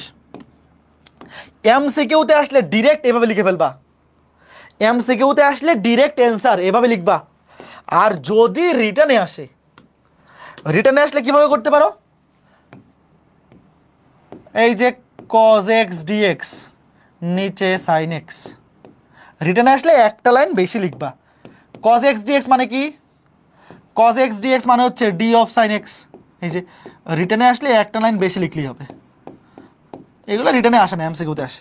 তাহলে ইন্টিগ্রেশন করব sin x এর সাপেক্ষে, নিচে আসেও sin x, তাহলে তুমি মনে মনে চিন্তা করো যে আমরা যে সূত্রগুলো শিখছিলাম dx by x, integration of dx by x সূত্র কি? ln x, এখানে x এর জায়গায় sin x বসবে, শেষ। এই হচ্ছে ঘটনা। তো এই সূত্রগুলো এমসিকিউতে তুমি ডিরেক্ট বসায় দিবা। ওকে ফাইন, সুন্দর সুন্দর সুন্দর। এরপরে এই যে ম্যাথটা বলো, চিন্তা করে ডিরেক্ট বলো উত্তর কি হবে। দেখো যখনই তুমি কোনো ভগ্নাংশ দেখবা, দেখো আজকের ক্লাসের পর থেকে যখনই তুমি কোনো ভগ্নাংশের ইন্টিগ্রেশন দেখবা তুমি একবার চেক করবা যে এই সূত্রটা অ্যাপ্লাই করা যায় কিনা, যে নিচেরটাকে অন্তরীকরণ করলে উপরেরটা পাওয়া যায় কিনা। যদি যায় তাহলে উত্তর লন নিচেরটা। যেমন এখানে দেখো এক্স কে অন্তরীকরণ করলে 1 হয়, সাইন এক্স কে অন্তরীকরণ করলে হয় কস এক্স, অর্থাৎ ডিরেক্ট নিচের ফাংশন মানে নিচেরটাকে অন্তরীকরণ করলে উপরেরটা পাওয়া যায়। তাহলে উত্তর কি? লন নিচেরটা। লনের পরে মডুলাস দিয়ে দিও, ফার্স্ট ব্র্যাকেট দিলেও হবে, কোনো সমস্যা নেই। বাট আমরা যেহেতু জানি যে লনের পরে নেগেটিভ কিছু হয় না, এই জন্য আমরা মডুলাস দিয়ে দিচ্ছি। লন নিচেরটা। ভগ্নাংশ দেখলেই এই জিনিসটা ট্রাই করবা। এইটা বলো যখনই দেখবা কোনো একটা ভগ্নাংশের ইন্টিগ্রাল আসছে এমসিকিউতে, ফার্স্ট অফ অল যাতে মাথায় এই জিনিসটা কাজ করে যে সামহাউ নিচেরটাকে অন্তরীকরণ করলে উপরটা পাওয়া যায় কিনা। দেখো নিচেরটাকে দেখো 3 কে অন্তরীকরণ করলে 0 বাদ, 4 cos x কে অন্তরীকরণ করলে কি হয়? মনে মনে চিন্তা করো, 4 cos x কে অন্তরীকরণ করলে হয় -4 sin x। দেখো 3 প্লাস 4 cos x। একটু চিন্তা করো, 3 কে অন্তরীকরণ করলে 0, 4 cos x কে অন্তরীকরণ করলে হয় -4 sin x। ইচ্ছা করে আমি উপরে -4 দিয়ে গুণ করে দিলাম, কেন ভাইয়া? উপরে ছিল শুধু sin x, বাট নিচেরটাকে অন্তরীকরণ করলে হয় -4 sin x। তো আমি ইচ্ছা করে মিলানোর জন্য -4 দিয়ে গুণ করলাম এবং সমতা ঠিক রাখার জন্য -4 দিয়ে ভাগ করলাম। সমতা তো ঠিক রাখতে হবে। এইবার দেখো সামনে -1/4 থাকলো, এইবার দেখো নিচেরটাকে অন্তরীকরণ করলে উপরটা পাওয়া যায়। এই যে দেখো, এই নিচেরটাকে অন্তরীকরণ করলে উপরটা পাওয়া যায়, তাহলে উত্তর কি? লন নিচেরটা। কে কে বুঝছো বলো? একটু ঠান্ডা মাথায় খালি দেখতে থাকো। যদি খালি তোমার অন্তরীকরণের সূত্রগুলো জানা থাকে তাহলে ইন্টিগ্রেশন ফানিবাদ হয়ে যাবে। খালি একটু দেখতে থাকো। আগামী ক্লাসের আগে আজকে ক্লাসের যে সূত্রগুলো শিখেছি এগুলো শিখে আসতে হবে এবং অন্তরীকরণটা রিভিশন দিয়ে আসতে পারবা। যদি তুমি ইন্টিগ্রেশন ভালো না পারো তার মানে তুমি অন্তরীকরণ ভালো মতো পারো না। অন্তরীকরণ যে ভালো পারে সে ইন্টিগ্রেশন পারবেই। বুঝছো ঘটনা? নিচেরটাকে অন্তরীকরণ করলে হয় -4 sin x, এই জন্য উপরে ইচ্ছা করে -4 দিয়ে গুণ, সামনে -4 দিয়ে ভাগ, তারপর নিচেরটাকে অন্তরীকরণ করলে উপরটা পাওয়া যায়, উত্তর লন নিচেরটা। লন নিচেরটা শেষ। ওকে, ফাইন ফাইন ফাইন, এই তো সুন্দর। যেমন এইটা লন cos x। যখনই তুমি কোনো ভগ্নাংশ দেখবা একবার হলেও ট্রাই করবা যে নিচেরটাকে অন্তরীকরণ করে উপরেরটা পাওয়া যায় কিনা। তুমি মনে মনে চিন্তা করো, মনে মনে নিচেরটাকে অন্তরীকরণ করো, লন cos x। এই অন্তরীকরণ কিন্তু মনে মনেই করা যায়। লন cos x, দেখো এটা -10x হবে। লন cos x কে মনে মনে x ধরো, নিচে cos, কিন্তু cos তো x না, cos x কে অন্তরীকরণ করলে -sin x, দেখো -10x। এটা কিন্তু এই বয়সে যারা অন্তরীকরণ পড়ে আসছো এই অন্তরীকরণটা কিন্তু মনে মনে করতে পারা উচিত। দেখো নিচেরটাকে অন্তরীকরণ করলে হয় -10x আর উপরে আছে +10x। ভালো মতো দেখো, এই যে নিচে আছে লন cos x, নিচেরটাকে অন্তরীকরণ করলে হয় -10x। ইচ্ছা করে একটা মাইনাস দিয়ে গুণ করো, সামনে আর একটা মাইনাস দিয়ে দাও, তাহলে সমতা ঠিক থাকলো, মাইনাস মাইনাসে প্লাস। কে কে বুঝতেছো? অন্তরীকরণ করলে হয় -10x, ইচ্ছা করে মাইনাস দিয়ে গুণ আর সামনে একটা মাইনাস দিয়ে গুণ করে দিলাম, মাইনাস মাইনাস প্লাস হয়ে যাবে। তাহলে এই মাইনাস থাকবে, সামনে থাকবে। নিচেরটাকে অন্তরীকরণ করে উপরটা পাওয়া যায়, তাহলে উত্তর হবে লন নিচেরটা। যে লন নিচেরটা, লন পুরা নিচেরটা। তুমি এনে একটা ফার্স্ট ব্র্যাকেট দিতেও পারো, না দিলেও চলে, কোনো সমস্যা নাই। কে কে বুঝছো? মাসরুর ভাই কল দিচ্ছে, একটু ওয়েট।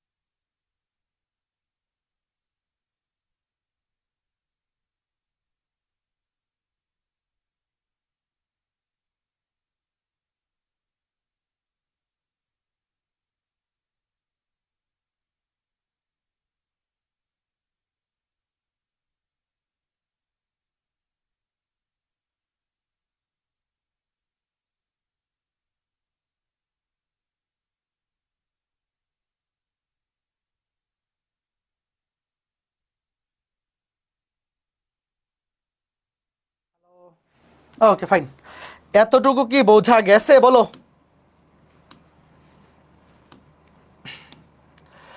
এতটুকু বোঝা গেছে? কে কে বুঝতে পেরেছো?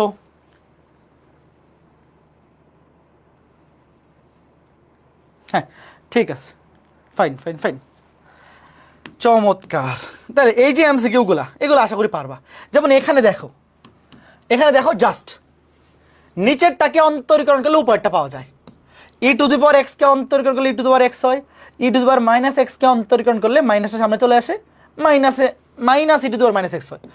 ডিরেক্ট লন নিচেরটা, ডিরেক্ট লন নিচেরটা। তারপরে এটাতেও নিচেরটাকে অন্তরীকরণ করলে উপরটা পাওয়া যায়, করবা। এই যে এটাকে অন্তরীকরণ করবা, অন্তরীকরণ সবাই পারো, অন্তরীকরণ সবাই পড়ছো। নিচেরটাকে অন্তরীকরণ করলে উপরটা পাওয়া যায়, লন নিচেরটা। লন নিচের পুরাটা, লনের পরে নিচের পুরাটা বসবে, প্লাস সি। এই যে এই নিচেরটাকে অন্তরীকরণ করে দেখবা, বিশ্বাস না হলে করে দেখবা। DD x of loan sec x plus 10x, তুমি sec x প্লাস 10x কে মনে মনে x ধরো, লন x এর অন্তর্গত হচ্ছে 1/x, 1 নিচে sec x প্লাস 10x, কিন্তু যাকে তুমি x ধরছো সে তো x না, এটাকে আবার অন্তরীকরণ করে গুণ করতে হবে। sec x কে অন্তরীকরণ করলে sec x ইন্টু 10x, আর 10x কে অন্তরীকরণ করলে sec স্কয়ার x। এটা sec x কমন নেও, একটা sec x কমন নিলেই কাটাকাটি চলে যাবে, sec x কমন নিলে, sec x কমন নিলে উপরে নিচে কাটাকাটি চলে যাবে, মানে নিচেরটাকে অন্তরীকরণ করলে উপরটা পাওয়া যায়, শেষ। এরকম সুন্দর সুন্দর আরো কিছু ম্যাথ কিন্তু আসতে পারে। এখন লাস্ট আরেকটা সূত্র, যদি এই রকম থাকে যে নিচে আছে f অফ x বাট সেটা রুট ওভারের মধ্যে এবং উপরে আছে তার প্রথম অন্তরজ, দেখো সেম সূত্র, খালি পার্থক্য হচ্ছে আগে নিচে ডিরেক্ট f অফ x ছিল, এইবার নিচে রুট ওভারের মধ্যে f অফ x আছে, আর কিচ্ছু না, রুট ওভারের মধ্যে f অফ x আছে। এইবার খেয়াল করে দেখো, এই যে f প্রাইম x dx, এটা সমান কি লেখা যায়? d of f of x, নিচে আছে রুট ওভারের মধ্যে f অফ x, তাই না? তাহলে এবার খেয়াল করে দেখো, তুমি দেখো f প্রাইম x dx, একটু আগে তো দেখলা যে f প্রাইম x dx মানে হচ্ছে কার অন্তরজ?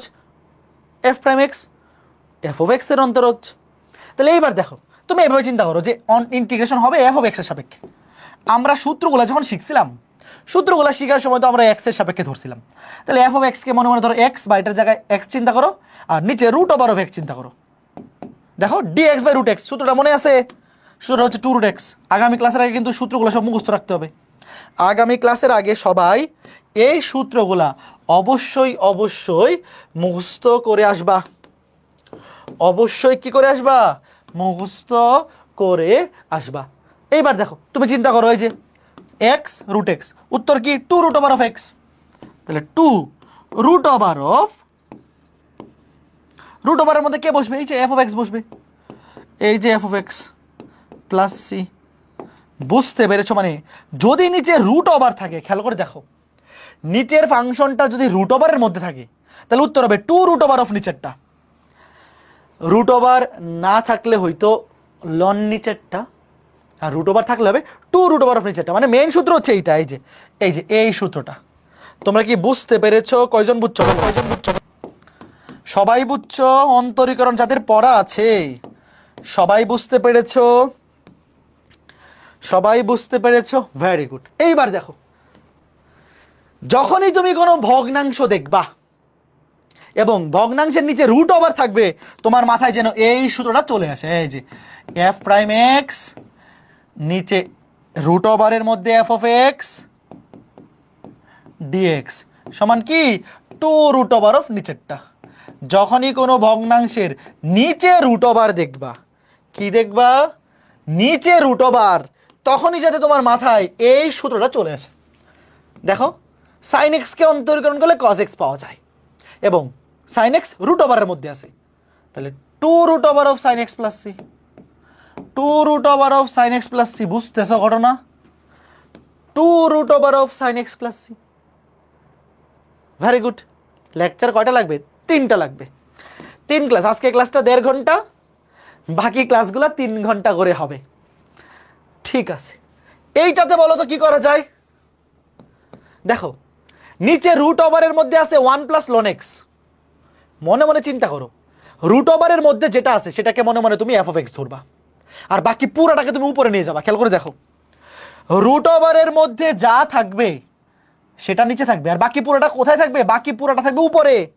তো এখানে খেয়াল করে দেখো, রুট ওভারের মধ্যে আছে 1 প্লাস লন এক্স, তো 1 প্লাস লন এক্স নিচে রুট ওভারের মধ্যে থাকবে 1 প্লাস লন এক্স, আর যেটা রুট ওভারের বাইরে এটাকে উপরে পাঠায় দাও, এটা উপরে পাঠায় দাও, এরকম হয়ে যাবে 1/x, যেহেতু নিচে ভাগাকারে আছে। দেখো, রুট ওভারের মধ্যে যতটুকু আছে সেটা নিচে থাকবে, বাকি পুরোটাকে উপরে উঠায় দাও, এই যে নিচে এক্স ভাগাকারে ছিল 1/x উপরে উঠাই দিলাম। এইবার তুমি খেয়াল করে দেখো 1 কে অন্তরীকরণ করলে 0, ln x কে অন্তরীকরণ করলে 1/x, অর্থাৎ নিচেরটাকে অন্তরীকরণ করলে উপরটা পাওয়া যায়। নিচেরটাকে ln x কে অন্তরীকরণ করলে কি হয় 1/x হয়। তাহলে 2√ওভার অফ নিচেরটা, 2√ওভার অফ নিচেরটা, 2√ওভার অফ নিচেরটা। কে কে বুঝছো? তোমরা কি বুঝতেছো? আস্তে ধীরে, একটু একটু ঠান্ডা মাথায়, কেউ আবার মাথা গরম করো না, কেউ মাথা গরম করো না। এইটা দেখো, মাথা গরম করো না। দেখো নিচে রুট ওভার আছে, রুট ওভারের মধ্যে যেটা আছে সেটা নিচে থাকবে। রুট ওভারের মধ্যে যতটুকু আছে সেটাকে নিচে রাখো, রুট ওভারের মধ্যে যতটুকু আছে সেটা নিচে থাকবে, আর বাকি সবকিছুকে উপরে নিয়ে যাও। রুট ওভার ছাড়া বাকিটা কোথায় থাকবে? বাকিটা থাকবে উপরে। এই যে cos স্কয়ার ভাগাকারে আছে 1/cos স্কয়ার, এই 1/cos স্কয়ার মানে কি sec স্কয়ার, 1/cos স্কয়ার মানে sec স্কয়ার। রুট ওভার যতটুকুর মধ্যে থাকবে সেটা নিচে থাকবে, বাকি পুরোটা উপরে চলে যাবে। যেমন 1/cos স্কয়ার মানে sec স্কয়ার। এইবার তুমি দেখো এই যে রুট ওভারের মধ্যে যা কিছু আছে এটাকে অন্তরীকরণ করলে কি হয়? sec স্কয়ার হয়। tan x কে অন্তরীকরণ করলে হয় sec স্কয়ার x, আর 1 কে অন্তরীকরণ করলে হয় 0। তাইলে নিচেরটাকে অন্তরীকরণ করলে দেখো নিচেরটাকে অন্তরীকরণ করলে উপরটা পাওয়া যায়। 2√ওভার অফ নিচেরটা, 2√ওভার অফ নিচেরটা। কে কে বুঝছো বলো? 2√ওভার অফ নিচেরটা কে কে বুঝছো? শেষ। সবাই কি আজকে ক্লাসটা বুঝতে পেরেছো? সত্যি করিয়া বলো, কঠিন কিচ্ছু না। আচ্ছা, খালি আজকে শোনো, আজকে ক্লাসে আমরা খালি অন্তরীকরণের মাধ্যমে কিভাবে ইন্টিগ্রেশনটা চিন্তা করতে হয় এই জিনিসটা যদি তোমার মাথায় থাকে, তাইলে পরে তুমি প্র্যাকটিস করলে ইন্টিগ্রেশন তোমার কাছে সহজ লাগবে, কঠিন লাগবে না, একটু পড়লেই পারবা। এইটা চিন্তা করো তো। দেখো যখনই তুমি কোথাও ভগ্নাংশের ইন্টিগ্রেশন দেখবা এবং রুট ওভার দেখবা, আচ্ছা আমরা যে সূত্রটা পড়ছি আমাদের সূত্রে রুট ওভার উপরে ছিল না নিচে ছিল বলো তো? আবার লিখি সূত্রটা, আরেকবার লিখি। আমাদের এই রুট ওভারের যে ভগ্নাংশের সূত্রটা, সেখানে রুট ওভার উপরে ছিল নাকি নিচে ছিল? 2√ওভার অফ নিচেরটা, 2√ওভার অফ নিচেরটা প্লাস সি। দেখো আমরা যে আজকে ক্লাসে এটাই আজকে ক্লাসে আমাদের লাস্ট ম্যাথ।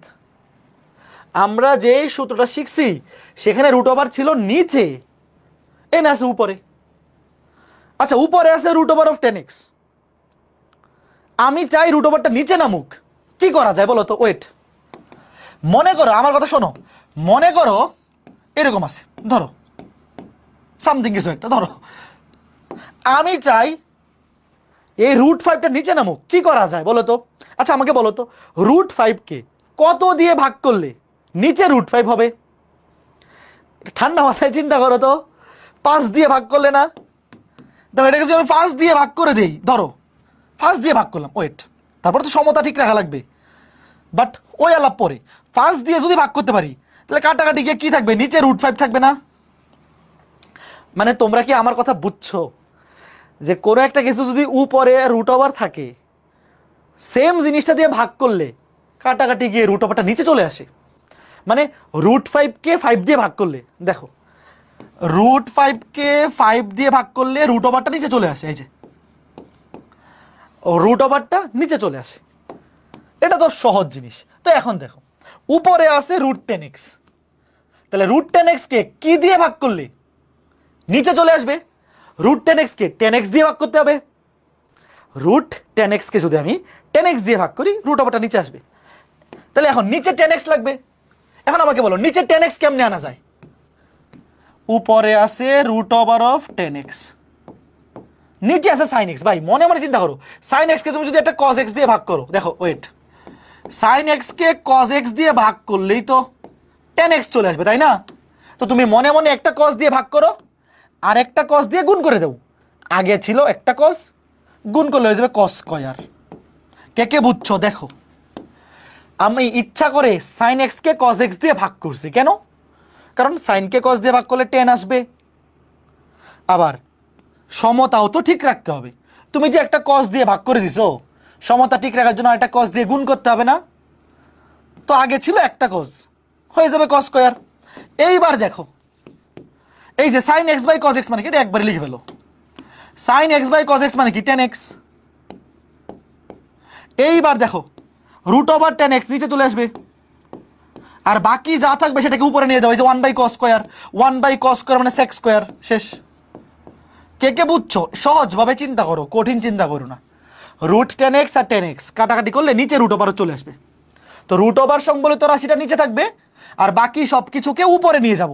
যেমন এই যে √tan x আর tan x কাটাকাটি করলে নিচে √tan x, আর 1 বাই cos স্কয়ার মানে কি sec স্কয়ার। এই এখানে তো স্কয়ার দেই নাই, 1 বাই cos স্কয়ারে দেখো এটা sec স্কয়ার হবে। তো 1 বাই cos স্কয়ার মানে sec স্কয়ার, কে কে বুঝছো? এই দেখো এই যে cos স্কয়ার তো ভাগাকারে আছে, cos স্কয়ার ভাগাকারে আছে মানে কি sec স্কয়ার হবে, রাইট? উপরে উঠে যাবে, এই যে উপরে উঠে গেলে sec স্কয়ার হয়ে যাবে। এই দেখো এইবার দেখো tan x কে অন্তরীকরণ করলে sec স্কয়ার x হয়, আবার tan x √এর মধ্যে আছে, তাহলে উত্তর কি 2 √ নিচেরটা। আজকে ক্লাসে আমি যতটুকু বুঝাইছি একটু কে কে বুঝছো বলো তো? এখান থেকে পরীক্ষায় প্রশ্ন আসুক বা না আসুক, তুমি যদি আজকে ক্লাসে যা কিছু বোঝাইছি এতটুকু খালি বুঝে থাকো যে অন্তরীকরণের সাথে যোগজীকরণের সম্পর্কটা বুঝতে পারছো, আপাতত এতটুকু বলো। কিভাবে অন্তরীকরণ ভালো পারলে ইন্টিগ্রেশন যে পারা যাবে, এই কনফিডেন্সটাকে আসছে তোমার মধ্যে বলো? আজকে ক্লাসে আমরা যা কিছু করছি সবে কি অন্তরীকরণ না? আজকের ক্লাসে যা পড়ছি 90% অন্তরীকরণের কাজ না, 10% যোগজীকরণ বা ইন্টিগ্রেশনের কাজ। এখন কথা হচ্ছে আগামী 3টা ক্লাস তারাই ভালো বুঝবে যাদের অন্তরীকরণ ভালো মতো পড়া থাকবে, অন্তরীকরণের সূত্রগুলো জানা থাকবে, এবং আজকের ক্লাসে ইন্টিগ্রেশনের যে সূত্রগুলো শিখতে বলছি, মুখস্থ করতে বলছি, যারা এগুলো মুখস্থ করে আসবে। আগামী ক্লাসের আগে সূত্রগুলা ভালো মতো শিখে আসবা, আগামী ক্লাসের আগে সূত্রগুলা ভালো মতো শিখে আসবা, ঠিক আছে? আজকে ক্লাসটা আমরা বড় ক্লাস নিব না, আজকে ক্লাসটা খালি বেসিক ছিল, যে অন্তরীকরণ পারা থাকলে যোগজীকরণ পারা যাবে, এই কনফিডেন্সটা তোমাদের মধ্যে বিল্ড আপ করা। আগামী 3টা ক্লাস 3 ঘন্টা ডিউরেশনে হবে। আগামী 3টা ক্লাস যদি ভালো মতো করো ইন্টিগ্রেশনে, একাডেমিকে অন্তত 4-5টা এমসিকিউ তুমি সলভ করতে পারবা, নিঃসন্দেহে পারবা। বাট সৃজনশীল এই অধ্যায় থেকে আমি বলবো যারা একেবারেই দুর্বল, যে ভাই আগে কখনো ইন্টিগ্রেশন পড়ি নাই, তোমরা ক্লাসগুলো তো অবশ্যই করবা, বাট মাথার মধ্যে টার্গেট রাখবা যে আমি এমসিকিউ সৃজনশীল অ্যান্সার করবো ত্রিকোণমিতি আর অন্তরীকরণ থেকে। কারণ ইন্টিগ্রেশন এই 3টা ক্লাস পরে তুমি রিটার্ন অ্যান্সার করতে গেলে একটু চেঞ্জ করে দিলে আটকে যেতে পারো, এই জন্য রিস্ক নেওয়ার দরকার নাই। বাট পড়বা তো অবশ্যই, আগে পড়ো, যদি কমন পড়ে যায় তাহলে তো অ্যান্সার করে ফেললা, যদি না পড়ে তাহলে অন্তরীকরণ আর ত্রিকোণমিতি থেকে রিটার্নটা অ্যান্সার করে টার্গেট করবা। ওকে, ঠিক আছে। তো সবাই ভালো থাকো, সুস্থ থাকো, আগামী ক্লাসে দেখা হবে। হ্যাঁ, ওকে, ঠিক আছে, টাটা। আর প্র্যাকটিস শিট আগামী ক্লাসে দিয়ে দিব। আচ্ছা, যারা আর্কাইভ থেকে ক্লাস করে ফেলছো, আর্কাইভ থেকে যারা ক্লাস করে ফেলছো, তোমাদের নতুন করে ক্লাস করার দরকার নাই, মোটামুটি 99% সেমই একাডেমিক প্রিপারেশন। আগের বছর যা ছিল এই বছর আলাদা কিছু না, সেমই। তোমরা নিজেরা বাসায় প্র্যাকটিস করো এবং প্র্যাকটিস শিটটা সলভ করো, বিগত বছরের সিকিউ এমসিকিউগুলো সলভ করো। ইন্টিগ্রেশন অধ্যায় প্র্যাকটিস শিট আগামী ক্লাসের আগে দিয়ে দিব। যারা আর্কাইভ থেকে পড়ে ফেলছো তোমরা প্র্যাকটিস শিটটা সলভ করবা, ঠিক আছে? নতুন করে ক্লাস করার দরকার নাই। ওকে, ঠিক আছে, আগামী ক্লাসে দেখা হবে, টাটা। আগামী 3টা ক্লাস কিন্তু একটু বড় বড় হবে, 3 থেকে 3.5 ঘন্টার হবে। টাটা।